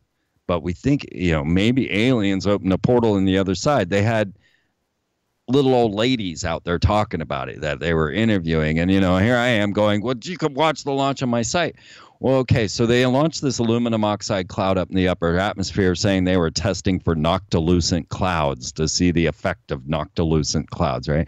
Well, then not too long after this, maybe a month or two, was the Norway spiral. And what we find is that we have this massive release of this, what seemed to be sapphire, aluminum oxide again, the base element of sapphires. That's what gave it its blue color. And then it's launched directly over ISCAT, the ionospheric heater in Solvabard in Sweden. Just as, or in Norway, just as Obama's showing up to get his Nobel Peace Prize, right? Right. There's massive blue. So we start to combine some of the technologies that we're looking at. So they launched, they directed a commercial for Doritos to Ursa Major. They sent the Day the Earth Stood Still to Alpha Centauri. And strangely, the Day the Earth Stood Still showed up in Alpha Centauri December 21st, 2012, because it took 4 years for it to get there, and it was simulcast when it was shown in the theaters. It was sent to Alpha Centauri. So now we have the idea that we have this ability to send these transmissions to these deep space places. Now you've got this concept of punching a hole into the other dimension using sapphires, of all things, aluminum oxide, to then pulse using an ionospheric heater, potentially opening a portal that then you could send things through. We've been watching as they trapped antimatter for 16 minutes. This is unheard of. This is Dan Brown gone out of control. Mm-hmm. And the ability to transmit and recreate mass into a photon. So this is getting very much into being able to transmit matter through these, like Star Trek, right? Like the beam me up, Scotty. Right. To be able to reinstitute mass into a photon, into a light particle, and it seems like this is what we're trying to work on, is some sort of teleportation device into another dimension if you start to put the sciences together. Well, and another way to do it, if you did, okay, just go with me on this. If you sent two different protons, one spinning in the opposite direction, right? Two, then one could be a 0 and one could be a 1. And then you stream the information. Now you could theoretically, in real time, not at the speed of light, and go through a portal and communicate, right? And now you could right, you could communicate with Alpha Centauri with code and vast amounts of information, and turn around and receive it too as well. Exactly. And now they've launched the largest collider in Transylvania. It's a laser collider. So we have the relativistic heavy ionic collider at Brookhaven National Laboratories here in New York, that is colliding gold particles and announcing that they have manipulated space-time, that they manipulated time somehow using gold particle collision. Then CERN using lead collision, we're seeking this God particle in the anti-universe. And then whatever this laser collider is going to do in Transylvania, of all places, is I'm still keeping my eye on that. Don't have much news from that at all. The reasons for this would be to what? Do we know that? Look, Stephen Hawking, before he passed away, he was working with that Russian billionaire to get their microsatellites up to light speed to Alpha Centauri. And why the focus there? And that's very interesting about the day that the Earth stood still. I did not know about that. And at the speed of light getting there December 21st, 2012, that is very interesting. But why the focus at Alpha Centauri? We just found an exoplanet there. Is there life at Alpha Centauri, and are we trying to communicate with it? And ultimately, is that CERN's mission? And why would we send him the day the Earth stood still with Keanu Reeves? I mean, give me a break. Like, I mean, saying humans are the most warring planet out here, Earthlings are the most warring planet. Send a giant nano robot to destroy us all, you know? Like, why that movie? Why would we send that one to Alpha Centauri? It blows me away. Like, if we're going to send any movie, I don't want to send something that says that. No, send them Fast Times at Ridgemont High. Or Caddyshack, right? Yeah, exactly. But not Independence Day or right or something like that. You're absolutely right. I did not know about that though. What do you make of the media, the heavy media coverage of fast radio bursts? That seems to be the trend right now. And then last week, we got the press release on the repeating fast radio burst. It's actually repeating itself. I'm going to have to look into that. Yeah. And the amount of energy and what it would take to create a fast radio burst is interesting enough. But the question is there a signal on the inside of it? And would we even understand it? It goes right back to the movie Contact once again. That's what I'm thinking is, this whole space travel isn't literally travel like in rockets, but, soul travel, if you will. Yes. Yes. It's a very interesting way to look at it. Do you think that President Trump is the president to be part of disclosure? He can't seem to keep a secret, which is something that I can appreciate, that I actually like about the guy, in that he's willing to tweet it out. And if we made contact, if there was something to announce, is he our guy? Well, we're seeing that he came forward. Well, first we're finding that his family has been involved with this all along. We have his uncle dealing with Tesla technology and being the man the government asked to research Tesla. Then we have his grandfather, I believe it was, with the Sonora Air Group, the beginning of the secret space program, with the Trump logo over it as they're starting to come up with some of the exotic spacecraft. So we find that Trump's family and his line have been wrapped up in this space program all along. We know this ET contact is coming out. The Royal Society had a major meeting on it. We had the different Vatican ambassadors coming forward, like Benjamin Funes saying, I would baptize ET no matter how many tentacles he had. Mm-hmm. All of this is starting to definitely come to the surface now, and it's not, it's becoming mainstream now with the Vatican and with the Royal Society and with even the UN put Moslin Othman as their head of outer space affairs. NASA put Linda Rothschild as their extraterrestrial ambassador for NASA, a Rothschild, of course. Right. So it's coming to the surface without question. And maybe, we're all going to be feeling like Don Peyote pretty soon. I know. We're going to talk about Don Peyote when we come back off of the break. But then also we have To the Stars Academy with Tom DeLonge and what happened with the New York Times back on December 16th, 2017. This massive amount of UFO coverage, which seemed to be the day of disclosure. It's tend to have fizzled out. I'm hoping it's going to come back and they've got something else to bring forward.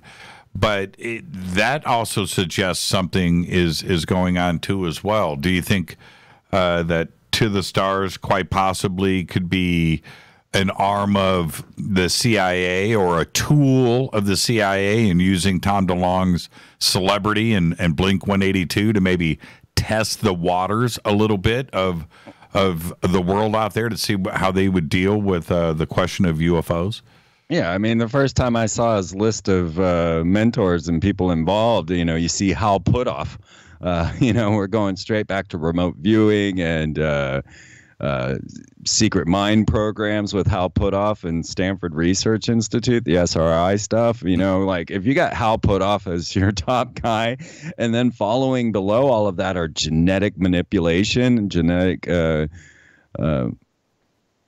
cross chimera and all of that. When you start looking at the list of To the Stars and who's involved, it's really bizarre. And just like when we started exploding nukes, we started having major flaps of UFOs. Now we're punching holes in the other dimensions. So what's going to come of that, right? It obviously it's going to attract somebody's attention. Do you think that this could be the year of do you feel it? Is it as tangible as I think it is, that we are on the edge of something really big happening when it comes to ET and the questions? Yeah, I can say I feel it. And, I've put out 2 DVDs on this very topic, Obama, Cloning and the Coming Space War. I put that out about 10 years ago. And then ET and the Transhumanist Agenda. Definitely my best DVD, I must say. E.T. and the Transhumanist Agenda, 5 hours of nothing but this type of reporting. And yeah, I've been feeling this coming for some time now. There was another announcement. We have all of this. It does remind me of the movie Don Peyote, actually.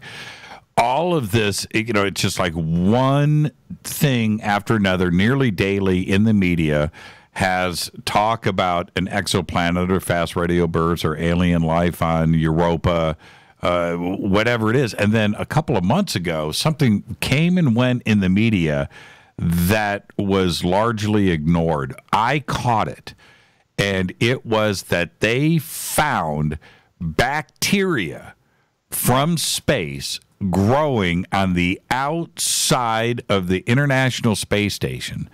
They went out surviving in space, life, right? They collected it and brought it back to Earth. And nobody freaked out. I mean, I freaked out. Now, I don't know. And I believe that it happened. I mean, it's there, and the reports are there, and that bacteria is here. Don't you test that on the ISS? You don't bring. I saw the movie Andromeda Strain, right? You don't bring that stuff back here. Yeah, exactly. That's definitely off the charts there. I mean, they have plenty of technology to study those sort of things. They have, cloning programs going on the International Space Station. I know that sounds crazy, but you can go look it up, folks.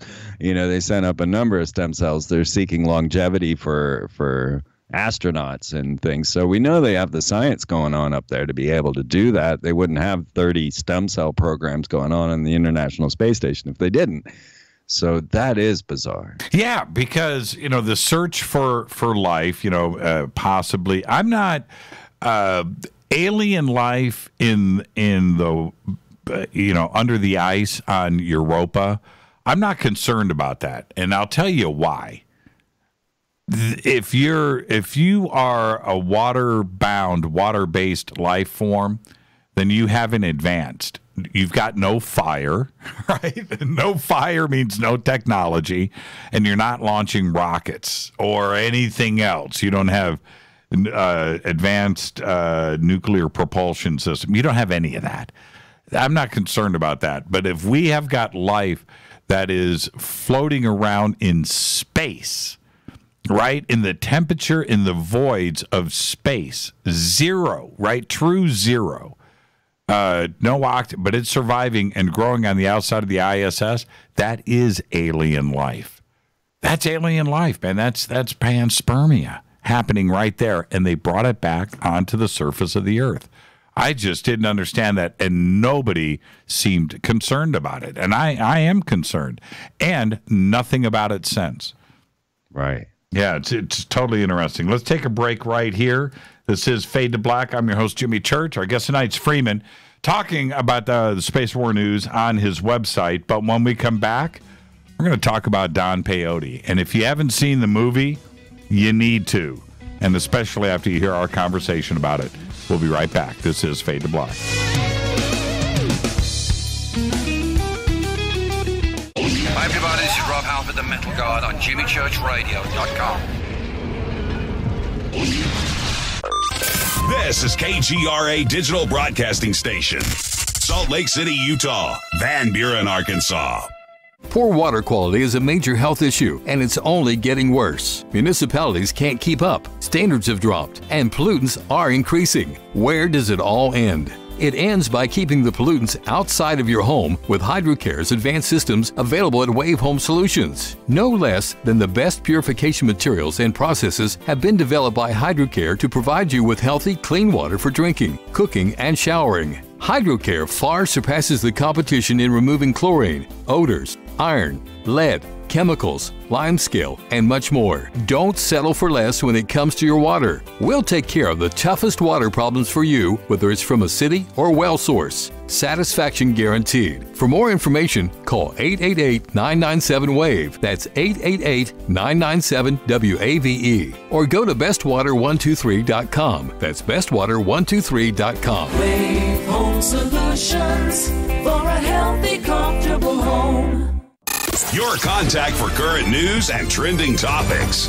KGRARadio.com. Does your basement or crawl space have a damp, musty smell? Well, watch out. That's a sign of too much moisture and not enough ventilation. And that can mean increased mold growth and the buildup of harmful toxins and gases. Don't bother with a dehumidifier. It just circulates the same unhealthy air. Now there's a better way to remove these dangers and odors. It's with the computerized Wave Moisture Control Unit that reduces moisture and expels pollutants. We replaced our old dehumidifier with the Wave unit, and in only 3 weeks, our basement is dry and the musty smell is gone. Wave units require no maintenance, no buckets of water or filters, and costs only pennies a day to run. Breathe better, live healthier with an affordable, no-maintenance Wave unit. Call 888-717-WAVE, 888-717-WAVE, or visit dryhealthyhome.com, dryhealthyhome.com. Ride the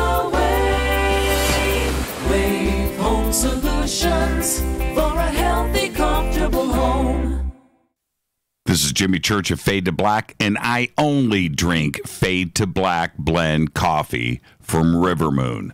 Just click on the Rivermoon coffee banner at jimmychurchradio.com. Promo code F2B Blend. So are you tired of being tired? Well, then it's time to get the tea. Hey, it's Lisa here to tell you about this all-natural, all-organic tea I've been drinking that has had great results for over 20 years. It's called Life Change Tea, and it's specially formulated to help detoxify and cleanse your kidneys, liver, colon, and blood all at once. The colon is one of the most ignored organs in the human body. The faster that waste is eliminated from the body, the less time that waste sits in our intestines, spreading toxins to our bloodstream. This tea helps cleanse chemicals caused by outside intruders from our entire digestive system. And get this, weight loss can be a side effect. And with continued use of the tea, you can experience clearer, healthier, younger looking skin, increased energy, and a happier outlook on life. So if you're tired of being tired, get the Life Change Tea at getthetea.com. That's getthetea.com. And like me, you'll be glad you did. Did you know that when you're on the road with limited data or Wi-Fi available, you can still listen to every minute of Fade to Black by just calling 605-562-4482. No smartphone, app, or internet needed. It saves your data plan and no extra cost if you have unlimited minutes. Just call 605-562-4482. You can listen to me, Jimmy Church, on any phone, anytime, anywhere. Go Beckley Tappy.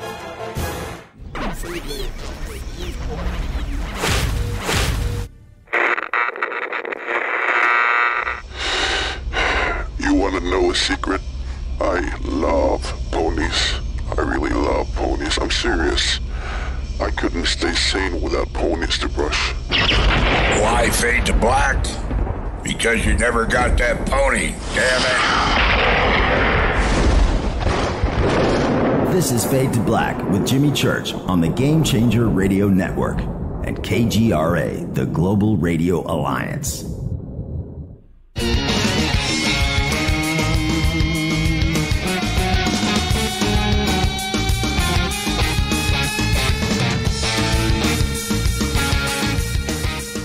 Welcome back, Fade to Black. I'm your host, Jimmy Church. Tonight, Freeman is the guest. Talking about the space wars all night. Great conversation, but we're going to shift gears and we're going to talk about the movie Don Peyote. And which, I'm going to say this out of the gate there, Freeman.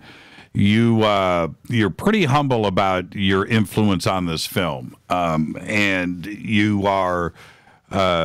you have your spots throughout the film. It's not like you've got a little cameo, right, in one spot. You're actually featured throughout the film.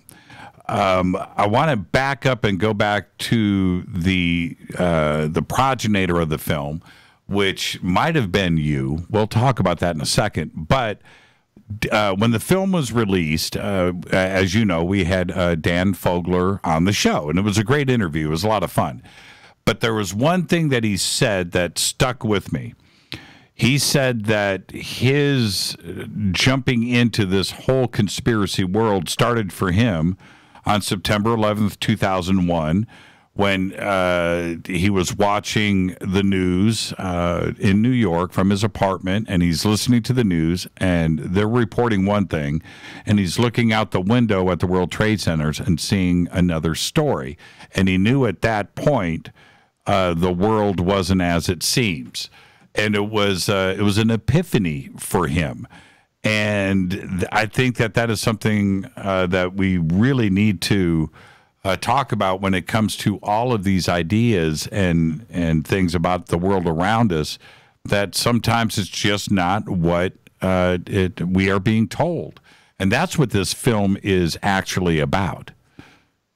Yeah, when you realize that awakening, as we call it, to the real world, or as close as we can get to it, is very much like learning that you're going to die. You really go through the stages of grief that you would if a doctor had told you, you got 3 months to live, because all of a sudden your whole world's shattered. And so you go through those stages of grief, anger, denial, all of that, until you get to acceptance and go, okay, this is kind of strange. Let me get into this, When the film was released, I went and read a lot of the reviews about it. And I could tell, especially after you watch the film too, that those reviewing the film know nothing about the world that Dan was trying to project and what this film is actually about. When Anne Hathaway sits down with him in the apartment and says, okay, we're going to connect the dots. Right? And she goes down the list of everything that we talk about on this show. Right? She goes right down the list. And I was thinking to myself, well, exactly. But the film was released in 2014 and was written about subjects that happened before that date, specifically 2012 and the end of the world and his visions and his dreams. But the things that Anne Hathaway listed very specifically are things that we discuss in the mainstream media today. And the film was actually pretty spot on, wasn't it? Yeah, absolutely. And there's some backstory to that, because there was a whole nother movie that was made as Dan Fogler went around and interviewed all of these people. All of that got cut from the movie and were replaced by that scene with Anne Hathaway.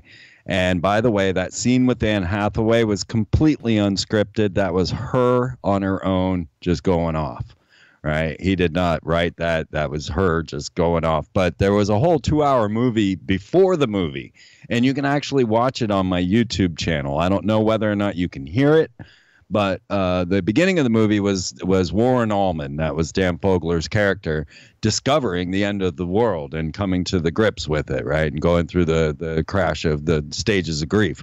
And so a lot of that is lost in the movie, and therefore Ebert, on Ebert.com, they said it was the worst movie ever made in America. Which, yeah, you didn't understand it because you don't have that first setup of the movie. It all got cut. It all hit the editing floor. So I actually have the original version up on my YouTube for everyone to watch. Hopefully you can actually hear it. I don't know. But I have both versions. One of them, the original or the theatrical release, you can't I think they took the audio off of that one, but I think I still have the original. So anyway, there's this whole situation where Dan Fogler went around and actually lived it, went and filmed and went and met all of the different researchers and got everybody on film. But all of that hit the cutting room floor. The reason I didn't hit the cutting room floor was one reason: Dan loves me. He loves my work. He's been a follower for a long, long time. And I'm kind of the inspiration for the movie. As Dan Peyote becomes Rainbow at the end, you know, that's all me. You know, pretty much just give up on reality and let's go live life. But the reactions that you see with me, like Fogler started taking me different places, and I'm like, man, this is boring. You know, this isn't any good. So I took him to the New York Grand Lodge of Freemasonry. This was during a supermoon on a planetary alignment. It was a very ritualistic night, and we got the Masons all talking about it. None of this made it to the movie. They were talking about bodies in the basement, bringing them up for their ritual sacrifice. The Mason that was giving us the tour at the New York Grand Lodge, I set this whole thing up for Fogler and his film crew, and they had told us that we couldn't film, but yet they just sat there while we did. You know, we're doing sound checks in every room and everything, and this guy is giving this epic show. I'm dying to get that footage from Fogler because the Masons wouldn't allow us to put it. It wouldn't allow him to put it in the movie. But a lot of what you see from him in my reactions, like at the St. John's Cathedral, they're real, because he had never seen any of this stuff. So I got a chance to take Fogler around to a bunch of different places. They filmed me for some 20, 30 hours. I mean, ridiculous amount of stuff they filmed with me. But the funny thing is that I may have ended up out of the movie had I just stuck to the script. They had asked me to come there and bring my Masonic books with me to share on camera, because he made it out as if he was filming a documentary, not making a movie. He was kind of pulling a Borat and was trying to trick us into thinking we were in a documentary. But he had asked me to bring all these Mason books, and I was like, man, that's boring. I'm not going to do that. I didn't tell him that, but I brought my tarot deck instead. Now, funny thing is about me, I don't go looking into what I'm stepping into. I've always been one that leaps before I look. And I got this this invitation to come to New York and be in a documentary. I did not look up to see who had invited me. I show up at Fogler's door, and I look at him and I go, I know you. And I thought I knew him because I know so many people, you know, in all my years of travel, I run into people all the time that I know that I don't really know, you know, because I've met thousands and thousands, tens of thousands of people. So I'm sitting there like, I know you. And he's like, you don't know me. And I'm like, no, I'm sure I know you. And he's like, you might know my movies. And it clicked. I had just watched Balls of Fury and all of, Good Luck Chuck. And I just happened to watch all of Fogler's movies and was like, oh, my God. So he was a little disappointed that I didn't even check to see who I was coming to visit, you know, and I show up. But anyway, Fogler and I became really good friends, and I showed him all around. But instead of bringing the Mason books, I brought my tarot deck because I knew that'd be better for film. And they were like, oh, okay, well, will you do a reading? So I did. And they're all around me on this table, and I'm reading the tarot, and they're freaking out. They can't say anything. I can sense it around me because, you know, we're live on the camera. But then as soon as cameras shut down, everybody's like, did you tell him? You told him, didn't you? They all thought that he had told me the plot of the movie, but he hadn't. I didn't even know I was in a movie. I thought I was going to be in a documentary.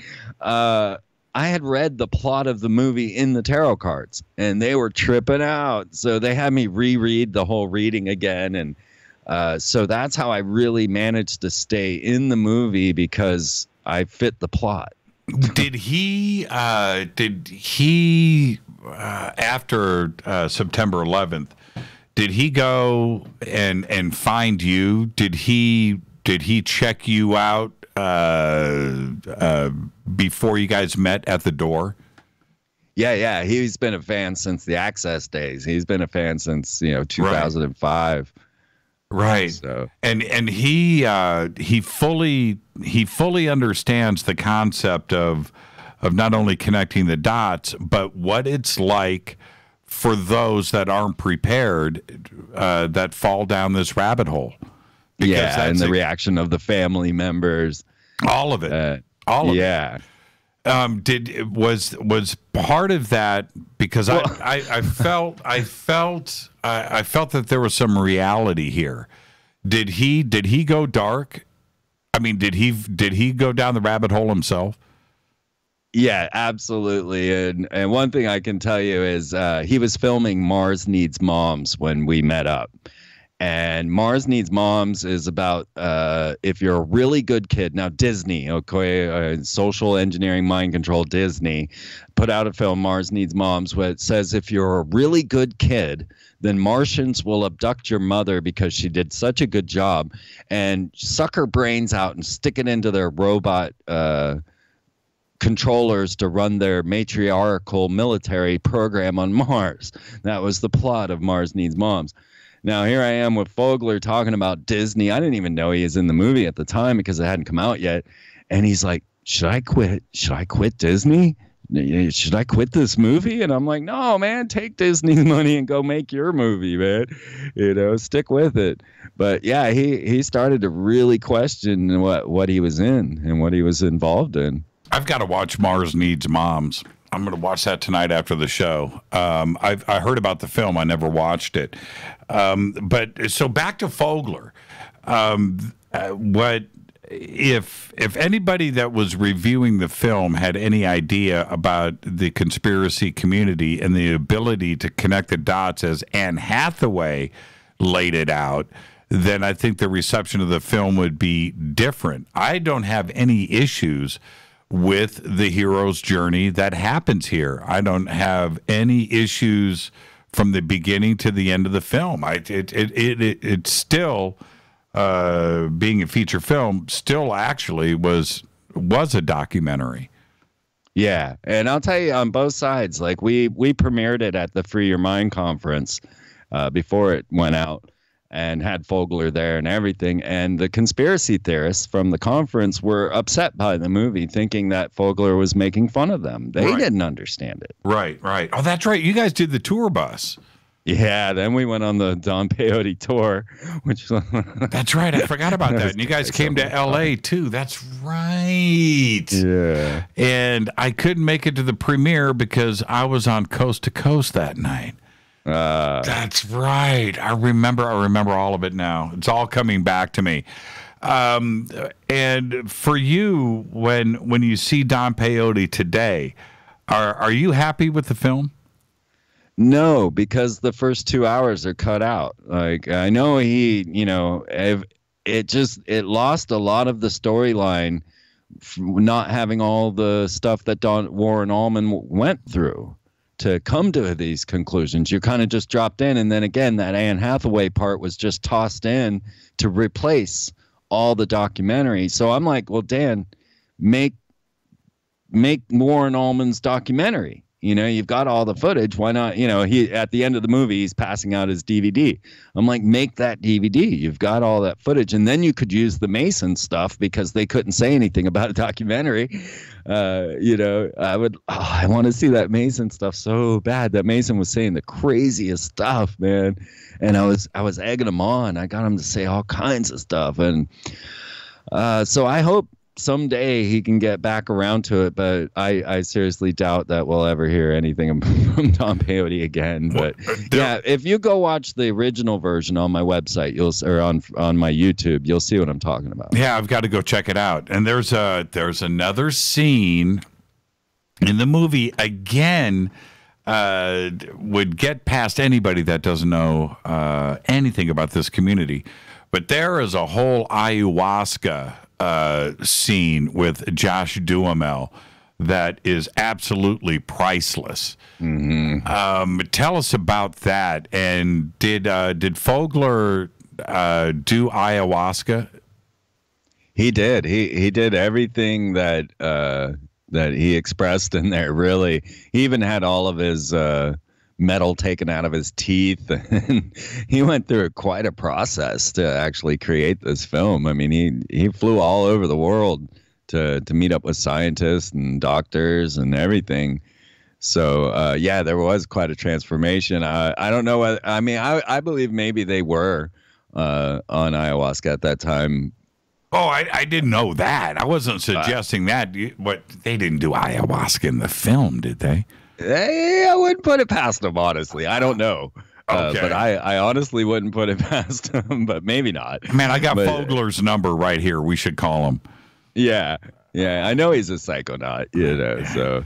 But what do you mean he, and I got to go back and catch something that you said at the beginning of the show tonight, and don't let me forget that.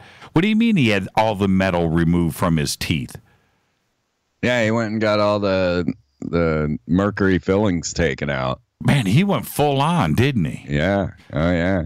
And now, I don't remember if I asked Dan about this, but the dreams that he was having in the beginning that started him on this, I don't want to say a downward spiral. It was more about an awakening and figuring things out. But did he actually have those apocalyptic dreams, with the tsunami? Yeah, he definitely was freaked out, without a doubt. He told me that this was pretty much his reality. So and so there's another part of the film for me. I think a lot of us go through this. I know people that do this, which is friggin' YouTube, right? And you go and you click on one video after another, and the next thing you know, like Fogler does in the film, he's staying up all night watching one video after another where things are just suggesting stranger and stranger things, and it becomes a part of his reality. Yeah. I highly recommend my weird video section for just that. It's a multitude of hours of just the weirdest things I've found on YouTube throughout the years. I just made a playlist. I actually have 2 playlists, so we're talking about like 600 videos, something like that. Now, and it's called what's it called? Weird videos. Okay, I went through. I can't tell you how many of those that I've watched. I'm telling the audience right now, I've spent days on that part of Freeman's website, and the new website looks great, by the way. Thank you. Yeah, good work there. Back to Dan really quick. How is he doing today? Are you guys still talking much? We don't talk too much, but we, keep tabs. He's really excited about his new daughter. He's, getting into that whole situation of being a dad. And, he's still pumping out the Harry Potter. I mean, it's funny. I walk around and I try to talk about, I try to boast, all right, a little bit. Yeah, well, I'm in a movie with Dan Fogler and Anne Hathaway, and nobody knows who Fogler is. and I'm like, he's in the Harry Potter movie. And they're like, there's a Harry Potter movie? I'm like, well, it's not technically Harry Potter. It's the American version, but it's the same brand, and so he's like the most unfamous person. My other famous person that I'm great friends with, of course, is Mary Sean Young from Dune and all of that. And we've tried to get her on, but you don't want her now. She's was just being hunted down for burglary. What? So, you didn't hear about that? When was this? I mean, just last month. She was caught on video robbing her place of employment. There's a bit of a story where she says that she actually just went to go and retrieve her personal computers and took the wrong ones. Yeah, right. Sorry, Mary.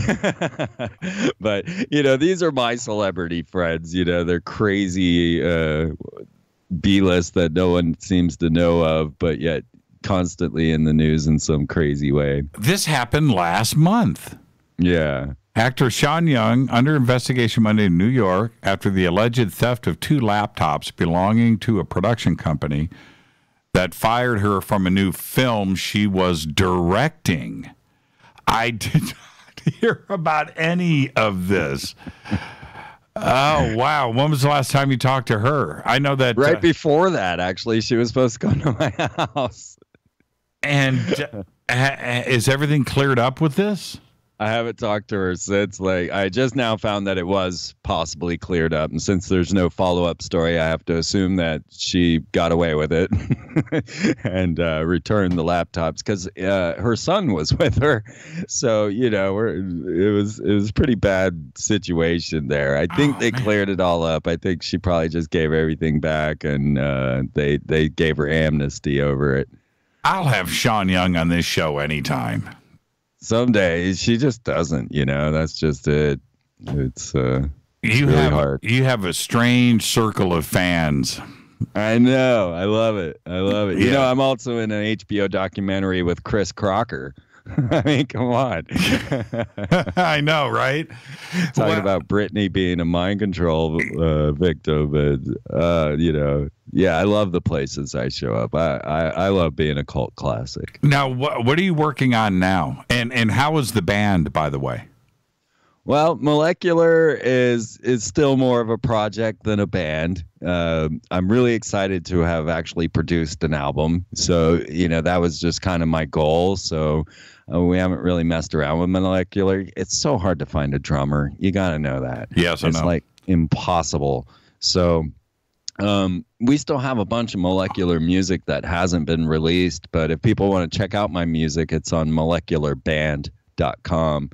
And I'm digging more into the art. Like I say, I'm starting to get more into settling in and stuff like that.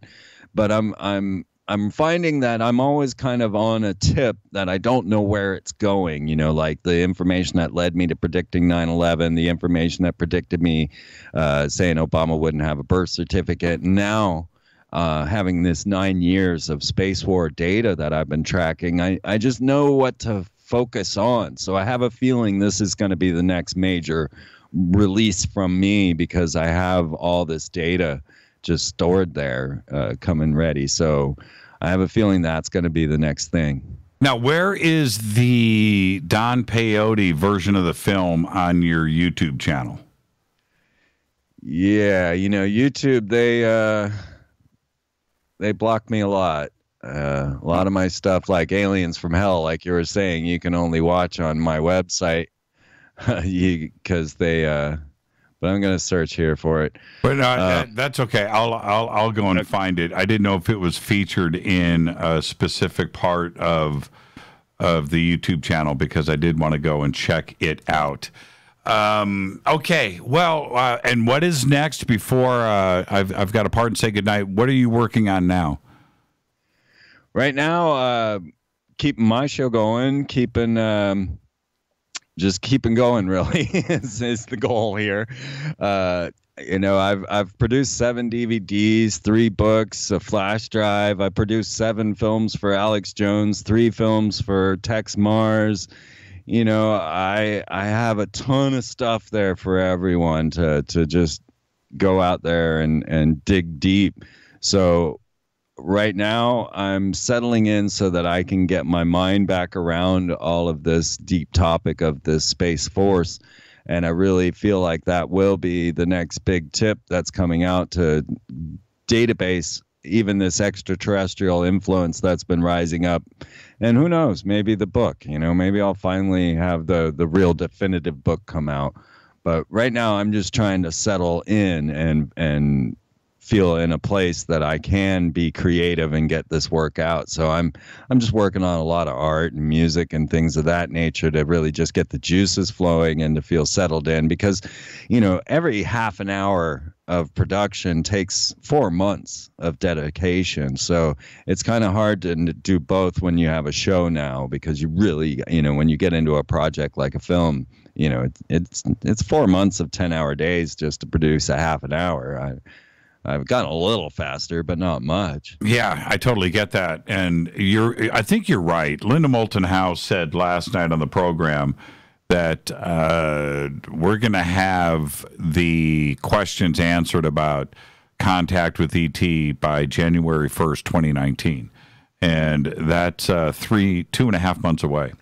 So we shall see. But I think I can almost reach out and touch it. I feel something is about to break, and I'm not sure where it's going to come from, but it's like we're being spoon-fed. We're being trained, and I just don't know if the world's going to come to an end. I don't think it will. I think it's just going to be another day, and status quo is going to stay moving forward. I don't think the world is going to collapse as we know it. I think that they've been very effective at training all of us for the acceptance of life out there, and then we are being visited, and there you go. And that's what she says, January 1st, 2019. Wow. Yeah. Without a doubt, it's been quite a process of this unfolding, like I say, with the Royal Society coming together, having all the experts on extraterrestrial contact come together in that situation, and then the Pope and the Vatican coming forward on extraterrestrials. This is something that is absolutely bubbling to the surface. And what's crazy is involved in all of that is also the gene splicing, the genetic manipulation, the cloning, and mind transfer technologies, along with quantum computers. Because when you go look at the Royal Society meeting on extraterrestrial communication, you will also find all of these other projects and programs involved there as well. So it is quite a world that we're about to walk into here. Thank you so much, Freeman. And again, everybody, it's freemantv.com, and the links are over at jimmychurchradio.com, and you can go straight there. Thank you so much, Freeman. Behave and be well. And when you talk to Sean, tell her the invitation is wide open, and she's welcome here anytime. You got it. Thank you so much. Freeman TV. And freemantv.com, and of course you can follow Freeman on Twitter at Freeman TV on Twitter. I'm your host, Jimmy Church. I am going to break right here for commercials, and I'll be right back with open lines with all of you. Stay with me. I'll be right back.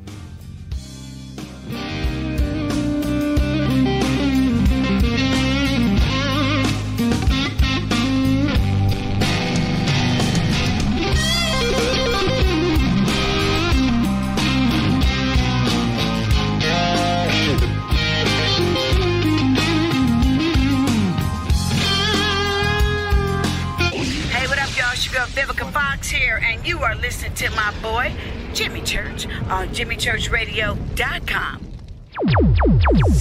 Despite popular opinion, reading a book will not make you smarter.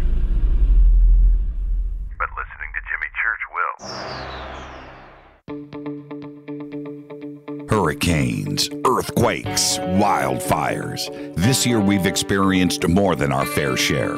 This is Jimmy Church of Fade to Black, and last month I decided to make sure my family does not have to worry about food should we get caught in a real emergency situation. Introducing Numana, a healthy, storable product that tastes so good that you'll want to eat it every day instead of just during those times of duress. All Numana products have a 25-year shelf life, are MSG and GMO-free, no preservatives, and are made in America. With the Numana pack in your home, you'll be able to sleep at night knowing that you've protected your family. Not only have I tasted and tested, I own it. Now you can too. Just click on the Numana banner on jimmychurchradio.com and use the promo code Jimmy when you order. In addition to a discount, we'll send you an autographed Fade to Black t-shirt. Seriously, go Beckley Tappy. This is Jimmy Church of Fade to Black, and I take Life Change Tea supplements every single day. It's what I do. Click on their banner at jimmychurchradio.com. When you take the beans from Central America with dashes of Indonesian and African mixed in and then roast it to the dark side of Fade to Black, you create the ultimate brew of fringe. Introducing the Fade to Black blend from River Moon Coffee. Yes, River Moon's darkest customized roast was created for the love of Fade to Black. The alchemy of masterful roasting and smoking the beans is in every sip of this full-bodied, dark Java. I need my coffee dark, deep, with distinct bittersweet chocolate highlights, just like the bunker. Leaning further into the darkness of the roast is Fade to Black blend from River Moon Coffee. Just click on the banner at jimmychurchradio.com and use the promo code F2BBLEND for 15% off of your order today. Go Beckley Teppy. Hi, folks. CBD is the home run hitter for health right now. Why, you ask? Because of what it does for the body. Unfortunately, I can't tell you all about the benefit. You know, there's reasons. Do your due diligence and log on to ancientlifeoil.com. That's ancientlifeoil.com. Ancient Life Oil uses organic ingredients and is blended in coconut oil for some of the best benefits. Legal in 50 states and non-psychoactive. Log on to ancientlifeoil.com. That's ancientlifeoil.com. This is Jimmy Church of Fade to Black, and my family is safe because of Numana Emergency Food Storage. Just go to the Numana banner at jimmychurchradio.com. Promo code Jimmy10. Are you intrigued by Paranormal Talk Radio? You'll love the new Paranormal Radio app from TalkStream Live. You'll find a great selection of talk shows covering UFOs, ghosts, strange phenomena, and much more. Download the Paranormal Radio app now and start listening to the very best in paranormal talk entertainment, including the network you're listening to right now, the Paranormal Radio app, free in Google Play and the iOS App Store. Erica, Brittany, Gabby, and you're listening to JamieChurchRadio.com. It's not a lifestyle we chose. We were born this way. KGRARadio.com.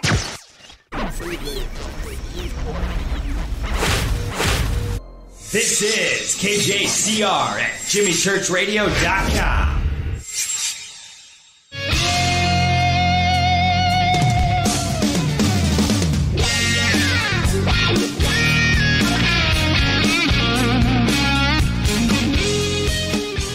Welcome back. Fade to Black. I'm Jimmy Church. Got to thank Freeman for coming in.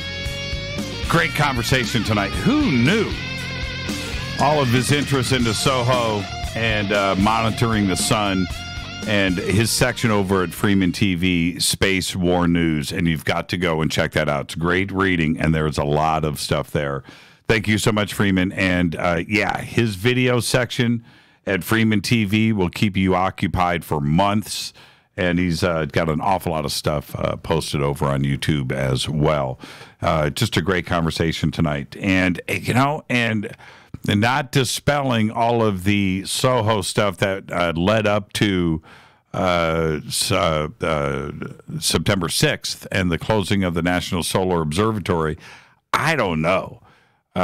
We need to definitely keep our wits about us and constantly stay on top of what's going on with all of these observatories around the world, because I'll say it again, when it happens and, like the movie Contact, it's going to go down just like it did with the National Solar Observatory. And we're going to be talking about this for a very long time. Let's go to the phones. Area code. The phone lines are open. 323-825-5045 or 323-275-9695 or 818-921-6929. Area code 360. You're up on Fade to Black. You're live. Hi, it's Jeanette. Hi, Jeanette. How are you? Good. Couple of things. I love Freeman. Awesome. Wonderful guest. But I was listening to the Leak Project earlier today on YouTube, and Ronnie was on there, Life Change Tea, and he said a plane crashed in his backyard yesterday. Yes, it did. Yes, he called me yesterday right after it happened. I talked about it last night on the show. I was, now you leaked that. I was going to have Ronnie on tomorrow to tell everybody about it, but there you go. Oh, well, in his, okay, I won't spoil it for everybody. But, we're going to have Ronnie on. I wanted him to calm down a little bit. I didn't want to do it on the show last night, but there you go. So what else is on your mind, Jeanette? Yeah, and I also wanted to comment on the observatory closure. Jordan Sather actually had a pretty good idea. I think that just clicked with me. It just resonated with me that possibly the observatory might have been some bad hats, for lack of a better word, possibly spying on our satellites or something in our satellites orbiting the Earth that they weren't supposed to be seeing, and that they weren't actually in an observatory at all. They could have been possibly Chinese technology or whoever that was basically spying on our satellites and stuff. And I thought that was a pretty good hypothesis. Well, I don't want to discount Jordan and his ideas because we don't know about anything because they've kept silent about it. But if Jordan is basing this on actual information that he was given, or this is just an idea of his, I think that's important to note here, because I could suggest anything too as well, or so can anybody else or yourself. So right. Was Jordan basing this on fact? Did he have something to base this on? Okay. All right. Well, no, he didn't. But as soon as, almost as soon as he said that, I was like, oh, it just clicked. Yeah. Like, that just sounds correct. Yeah, could be. I mean, this is how I'm going to tell you how I feel, Tanette. I feel like the whole thing was done to check out the reaction. Okay, that the reaction that everybody would have if an observatory was closed down by a government agency because of ET contact or for whatever reason, and judge the way that we would react to it and see how the UFO community would react and who would say what and where they would go. Because the X-Files DVD being placed in that trash can was meant to be seen, was meant to be found. And the allowing of people to just go up and walk those grounds when it was supposed to have been evacuated, but yet they allowed everybody to go up there and shoot drone footage and Ransom Godwin walking around there with a video camera, and nobody stopped them. And to go and film the DVD or whatever, and to go back and report, and that's the way that I feel. It was like it was meant to happen that way. This whole story was meant to be leaked in the fashion that it was. You have the silence to the media and the sheriff's department going, I don't know what the FBI is not telling us anything. We're talking about the local law enforcement agency up there is not involved in an evacuation or protecting and securing the compound, which has got all kinds of sensitive equipment. It's an observatory. None of it makes any sense. So it just seems like they wanted all of the conspiracy theories to run wild, and they would monitor it and see how we reacted and what we talked about. That's the way it feels to me. And I don't think I'm too far off the mark. So you have people, right. You have people like Jordan saying things. You've got spaceships around the sun. You've got the X-Files DVD there. We've got Chinese spies with antennas looking at White Sands and Holloman Air Force Base, and Roswell is down the street. Let's just throw everything into one big pile here and see how it ignites. That's the way it feels to me tonight. So either they're doing like what you said and just seeing how people react, or it's a like distraction and baiting, just to get us distracted from something else. We don't know. Yeah, it could be. It could be that too as well. And here we are, right? We're just sitting here speculating. Exactly. Right. That's exactly what we're doing. I don't know. The explanations that they gave, a security risk, and we didn't want to alert the suspect. Well, I'm sorry, but Black Hawk helicopters and the FBI is going to alert any suspect. An evacuation of the compound. An evacuation of the compound is going to alert a suspect. It's just like the dumbest thing I ever heard. So that story just doesn't, we all see through that. And even that seems like it's part of the game that they're playing. It's a bogus statement. CS meter goes through the roof. Yeah, completely. Completely. And that's my take. It just feels like all of this was meant to happen the way that it played out. And you don't go and evacuate a government compound like that of, a national observatory that's monitoring the sun with all of the computers and equipment, and it's a friggin' solar telescope. You're just going to leave that wide open, for anybody to just walk up there, unless you wanted them to see something like that X-Files DVD. It just doesn't make any sense, So there you go. Tanette, thank you so much. Thank you. Thank you. And she's absolutely right. I don't know. I didn't watch Jordan's. I didn't watch anybody's reporting on this. I didn't. I just didn't do it. Well, time was one of the reasons, but the other part is nobody knew anything. And I had a pretty good line of inside information that was coming to me from up there, and even that wasn't telling me anything. And those that went up there, and I'm speaking specifically of Ransom Godwin, he was there, and he had nothing to report. Well, outside of the things that he saw, but there was he wasn't able to figure out anything from walking around the grounds there and shooting that amazing video that he did. We didn't get any answers out of that. It raised more questions, as it should, than we had answers for. So you need to think about that. Let's go back to the phones. Hi, you're live on Fade to Black. Hi, Jimmy. It's Deb from Sacramento. Hi, Deb. How are you?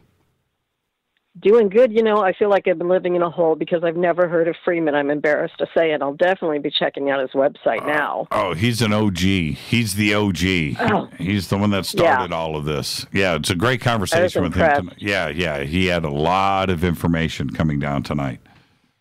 Well, I've got a little bit of information, too. Now, ever since this observatory thing broke, ever since, the 6th, I've been trying to reach a friend of mine, and I finally got a hold of him over the weekend. And he's ex-Air Force, and he flew planes, commercial airlines for over 20 years, and he just retired. Okay, he's a captain. Okay. And so we grew up going to church together, and so over the last, I'd say, 10 years, boy, has his paradigm shifted, because he was raised the same way I was, with Christianity, the whole bit. So his views have changed a lot. So I'm always trying to get information out of him. And he's like, well, I can't, that even if that were true, I can't talk about blah, blah, blah. So finally, I got a hold of him this week, and I said, he goes, oh, I've been waiting for your call. Here we go. He goes, you know what, Deb, I'm going to change something this time. He says, I already know what's coming. He said, so instead of you asking the questions, I'm going to ask you a few questions. I said, okay. He said, so, let's imagine, and these questions are based on things we've already talked about in the past. He goes, let's imagine that there is a secret space force, and there's all kinds of stuff going on up there. Do you think that if all this stuff was going on up there, and they didn't want the planet to see what's going on up there, no matter what part of space it's going on at, do you think there might be an existing technology that helps them manage that? And I said, well, yeah.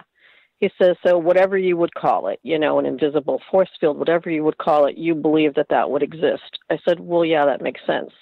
He says, so what if that technology went down? What do you think they would do on the planet? I said, oh, okay. He says, so think about that. He says, and then I have one other question for you. He said, and then that's all we can say about this. I said, all right. He said, what if all of this was done just as a litmus test to see, because it was covered by the mainstream media too, what the reaction on the planet would be, and the internet especially, just to see how people would react to this. All the theories that would come out of it, if there would be mass panic, whatever, just as a test to see how open are we to contact. What if they did it for that reason? He says, so those are things for you to think about. And I'm not going to say anything else on this topic. He goes, you're lucky you got this much out of me. And that's the most he's ever talked to me about anything doing with space, having to do with space. So last night, when you were talking with Linda Moulton Howe, everything you just said on the phone with Tanette just now, all of a sudden it was just like coming in strong, like at least that part of it, like this was a litmus test. At least partially. I think that was part of the reason. We don't know the whole reason, but I agree with you on that part of it. Well, let me, going back to the conversation with your friend, he said, what if there was a protection that was built around this planet and it went down? So right, he says if there's technology up there or advanced spacecraft you're not supposed to see, it would be plausible to assume that there was technology they used up there to manage it. Wouldn't you think that? And I said yes. He goes, what if it went down? How would they react to that on the planet? And I think what he was implying was, wouldn't they turn off the telescopes or take down the webcams or whatever so that we wouldn't see whatever's up there? Because he also said no matter what part of space that this craft was supposedly in, he was talking about a presumed secret space force. And so he's your friend. Yes. Do you think he was suggesting that he knew about this space force or this protection that is up there for us?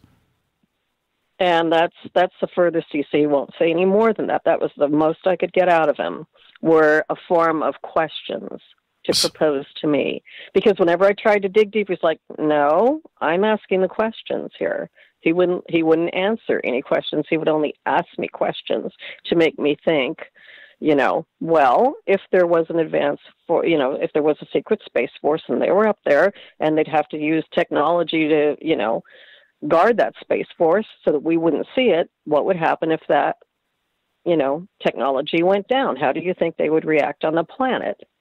So I said, well, they'd shut down the telescopes. And he goes, well, there we are. So maybe that's what's happening.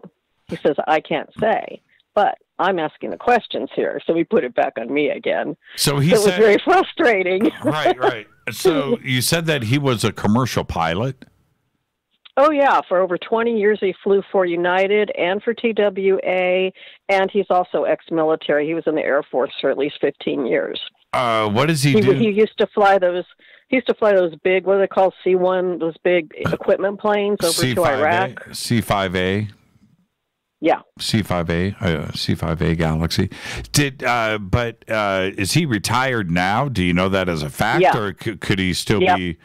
Could he still be employed? He says he's retired. Right.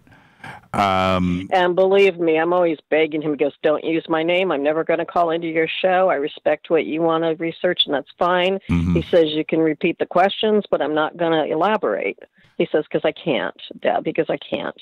So what do you think he meant when he said it went down? I mean, what yeah, no, I understand that part, but I'm asking you, what do you think he meant by asking that question? Our defense system went down? Is that what he's saying?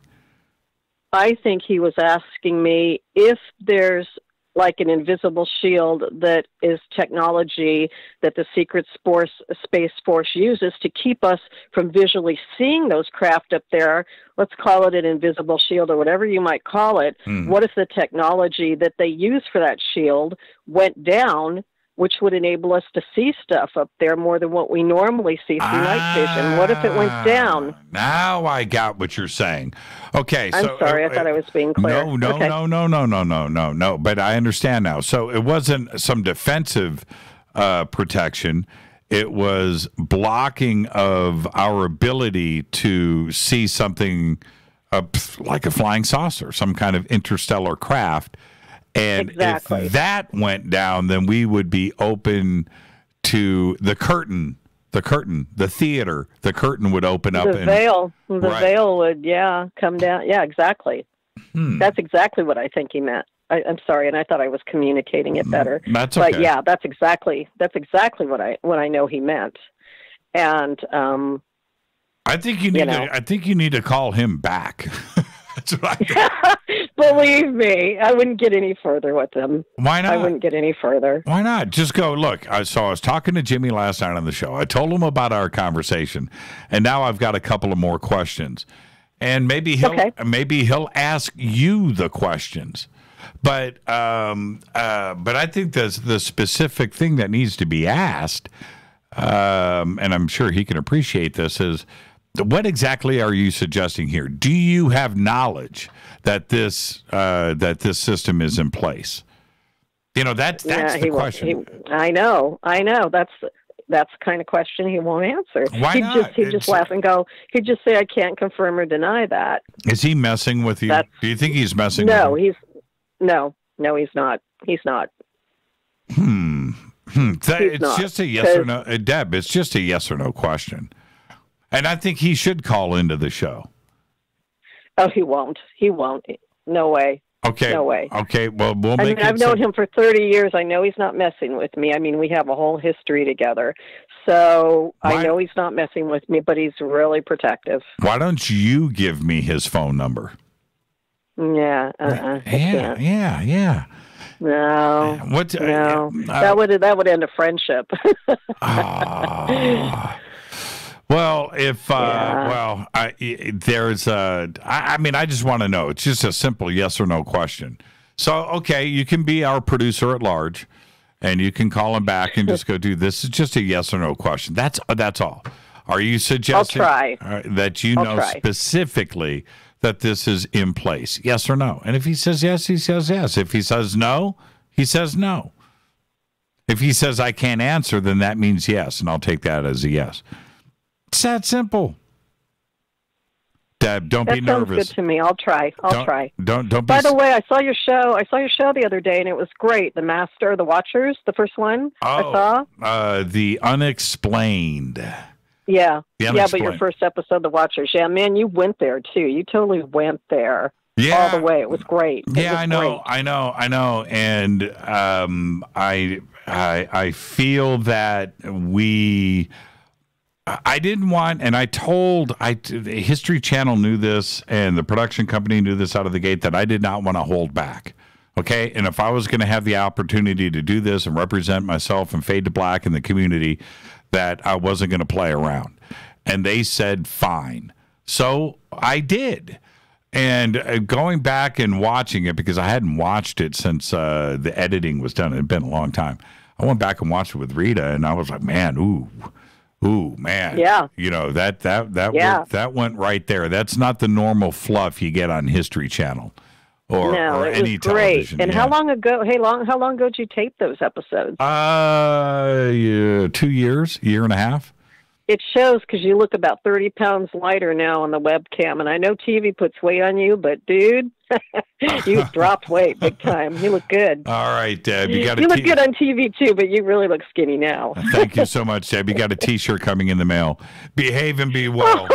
We'll see you tomorrow night. Okay, take care. Bye. Thank you, Deb. We definitely. If you haven't checked out The Unexplained. This Friday, the next 3 episodes are coming up, and whatever your cable provider or satellite or whatever you use, you can go and find it there. And I think it's airing on the East Coast. I think it's 8, 9, and 10 o'clock in the morning, a.m. Okay, so you can just set your DVRs and go and watch them. But yeah, I did. Rita and I watched all 3 episodes, which I never do, but it's high quality programming, and you can really tell when you watch it that a lot of effort was spent on the editing and the graphics and shooting on location and how we did all of it. It is certainly not your normal fluff that you get on A&E or the History Channel. It's very direct and to the point. So there you go. Go check it out. It's called The Unexplained. And that's it. I got to get out of here. Fade to Black's executive producer is Rita Kamurian. Show's produced by Hilton J. Palm, Renee, Dennis, and Bob. Announcers are Steve Harder, Gene Vito, and Mark D. Kovar. Webmaster is Drew the Geek. Music, Doug Aldrich.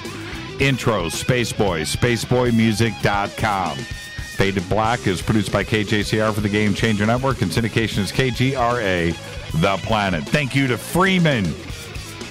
Unbelievable conversation tonight. It is freemantv.com. Twitter was on fire. Thank you for everybody that participated there. This broadcast is owned and copyrighted 2018 by Fade to Black and the Game Changer Network. It cannot be rebroadcast, copied, or downloaded, or used anywhere in the known universe without written permission from Fade to Black or the Game Changer Network. I am your host, Jimmy Church. Tomorrow night, right here on Fade to Black, Clifford Stone talking disclosure. You can follow me on Twitter at JChurchRadio. Until tomorrow night, everybody be safe. Go Beckley Tepe.